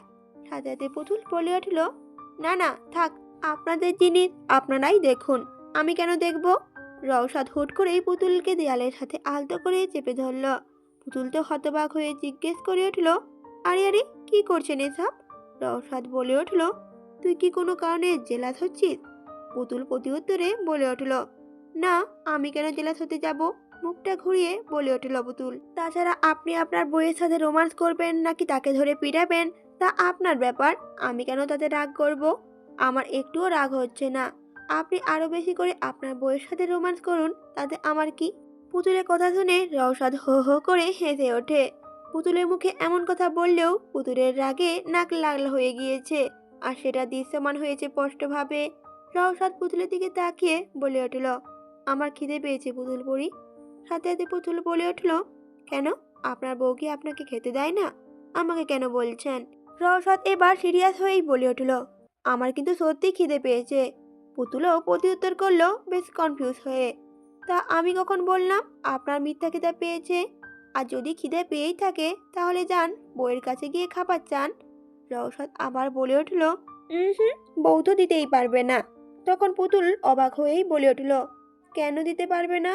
রওশাদ এবার মুচকি হেসেই বলে উঠল, কারণ আমি তো খাবার না, তোকে খেতে চাই। তো এখন বউকে কি করে বলবো তোকে খাওয়ার কথা? তোকে খেতে তো তোর কাছেই চাইতে হবে, তাই না? পুতুল হাতে হাতে নাক মুখ কুচকে বলে উঠল, ছি, অভদ্র লোক, লুচ্চা লোক কোথাকার। কথাটা বলেই পুতুল দু হাত দিয়ে চোখ মুখ ঢেকে রওশাদকে ধাক্কা দিয়ে দূরে সরিয়ে দিয়ে দৌড়ে পালিয়ে গেল। পুতুলের এমন পালানো দেখে রওশাদ মাথা হাসি দিয়ে মনে মনে ভাবলো, এখন পালিয়ে যাচ্ছিস যা, কদিন তোকে ছাড় দিচ্ছি, কিন্তু যখন তুই সুস্থ হবি তখন তোর ছাড় নেই, জানেমান। পরদিন সকাল 8টা, সবাই মিলে একসাথে নাস্তার টেবিলে বসে আছে। মাঝখানে চেয়ারে আরমান সাহেব বসে ব্রেডে মাখন মাখিয়ে পুতুলের প্লেটে এবং রওশাদের প্লেটে পরিবেশন করছে। রওশাদ কিছুক্ষণ পর পর পুতুলের দিকে তাকিয়ে মুচকি মুচকি হাসছে, আবার কখনো চোখটি মারছে। পুতুল প্রতিবারই রওশাদের দিকে তাকিয়ে মুখ ভেঙচি দেয়। এভাবেই চলছে টেবিলের মধ্যেই। এসব করতে গিয়ে দুজনের থালা থেকে একটা ব্রেড নড়েনি। আর আরমান সাহেব সেদিকে ভ্রু কুচকে তাকিয়ে এবার দুজনকেই জিজ্ঞেস করে উঠল, কি রে, তোরা খাচ্ছিস না কেন? আমি সেই কখন থেকে বেডে মাখন লাগিয়ে তোদের প্লেটে দিচ্ছি, একটাও তো নড়লো না। হঠাৎ আরমান সাহেবের কণ্ঠ শুনে রওশাদ হালকা কেঁপে ওঠে। আর পুতুল, সে তো রওশাদের দিকে তাকিয়ে কটমট করে বলে উঠল, আসলে কি বলো তো বাবা, এখানে একটা ভূত বসে আছে তো, কিছুতেই খেতে দিচ্ছে না, শুধু জ্বালাতন করছে। আরমান সাহেব তখন অবাক হয়ে বলে উঠল, ভূত? এখনো তোর ভূতের ভয় যায়নি নাকি? পুতুল এবার মাথা চুলকেই বলে উঠল, হ্যাঁ, আসলে ওই আর কি। আর রওশাদ এতক্ষণ চুপচাপ কোনো কথা না বলে নিজের খাওয়াটা শেষ করে নিয়েছে। পুতুল সেদিকে তাকিয়ে মুখ ভেঙচি কেটে বিড়বিড় করে বলে উঠল, দেখো দেখো, নিজে কেমন তাড়াতাড়ি করে খেয়ে নিয়েছে, আর আমাকে বাবার কাছে জবাবদিহি করতে হচ্ছে। ততক্ষণে আরমান সাহেবও খেয়ে দিয়ে ধীরে ধীরে উঠে নিজের রুমের দিকে চলে যায়। কিছু ব্যবসায়িক হিসাব নিকাশ পড়ে আছে, সেগুলো করবে বলে। টেবিলে এখন শুধুমাত্র রওশাদ এবং পুতুলি বসে আছে। এভাবে বেশ কিছুক্ষণ যাওয়ার পর নীরবতা ভেঙে রওশাদ টেবিলে তলা দিয়ে নিজের পাটা ঢুকিয়ে পুতুলের পায়ে টোকা দিতে থাকে। পুতুল তখন রওশাদের দিকে তাকালে রওশাদ বাঁকা হেসে বাটিতে পড়ে থাকা অবশিষ্ট ব্রেড মুখে চিবোতে চিবোতেই বলে উঠল, চল জানেমন, তোকে নিয়ে একটা বাইক ট্যুর দিয়ে আসি। রওশাদের কথার উত্তরে পুতুল শান্তভাবেই বলে উঠল, প্রথমত আমি আপনার জানেমান না, আর দ্বিতীয়ত আমি কেন যাব আপনার সাথে? আপনার না বউ আছে, বউকে নিয়ে যান না। রওশাদ এবার পুতুলকে পটানোর জন্য বারবার বলতে লাগলো, আরে চল না চল না, যাই চল প্লিজ, তোকে আমি আইসক্রিম কিনে দেব, আর চকলেটও। পুতুল তখন শান্তভাবেই বলে উঠল, আমাকে কি ছোট বাচ্চা পেয়েছেন যে আইসক্রিমের লোভ দেখিয়ে আমাকে নিয়ে যেতে পারবেন? পারবেন না। পুতুলের কথা শুনে রওশাদ ঠোঁটের কোণায় একটা শয়তানি হাসি দিয়ে বলে উঠল, ঠিক আছে, তাহলে আমি চলে যাই। রওশাদ হাসতে হাসতে টেবিল থেকে উঠে চলে যেতে শুরু করে। আর তা দেখে পুতুল তো ফ্যাল ফ্যাল করে তাকিয়ে মনে মনে ভেবে ওঠে, যা বাবা, উনি তো সত্যি সত্যিই চলে যাচ্ছে, আর একবার সাধলেই তো হতো, আমি কি রাজি হতাম না? রওশাদ কিছুটা চলে যেতেই তখন পুতুল হালকা কেসে অন্যদিকে মুখ ঘুরিয়ে বলে উঠল, আচ্ছা ঠিক আছে, আমি যাব, কিন্তু আমাকে একটা না 5টা আইসক্রিম কিনে দিতে হবে। পুতুলের কথা শেষ হওয়ার সাথে সাথে রওশাদ দ্রুত পুতুলের কাছে এসে হাঁটু গেড়ে দুহাত আলগা করে বলে উঠল, তুই তো চাইলে আমি তোর জন্য পুরো দোকানটাই কিনে দিতে পারি জানেমান। পুতুল এবার মুখটা ভেঙচিয়েই বলে উঠল, হয়েছে হয়েছে, আর আপনাকে নাটক করতে হবে না, আর আমাকে একদম জানেমান টানেমান বলে ডাকবেন না, আপনি বরং আপনার বউকেই ওইসব বলে ডাকুন। পুতুলের কথা শেষ হওয়ার সাথে সাথে রওশাদ বলে উঠল, আমি তো আমার বউকেই বলছি। পুতুল অবাক হয়ে বলল, মানে? পুতুলের কথায় কথাটা ঘুরিয়ে বলে উঠল, না তেমন কিছু নয়, চল এখন যাই। পুতুলে বলে উঠল, তাহলে আপনি একটু ওয়েট করুন, আমি ড্রেসটা চেঞ্জ করে আসছি। রওশাদ বলল, আচ্ছা ঠিক আছে, তাহলে চল। রওশাদের কথার উত্তরে পুতুল অবাক হয়ে বলে উঠল, চল মানে? আপনি আবার কোথায় যাচ্ছেন? রওশাদ বলল, কেন, তুই রেডি হবি বললি তো? পুতুল তখন অবাক হয়ে সম্মতি জানালো, বললাম তো। আপনি তা কোথায় যাচ্ছেন? রেডি তো আমি হব, তাই না?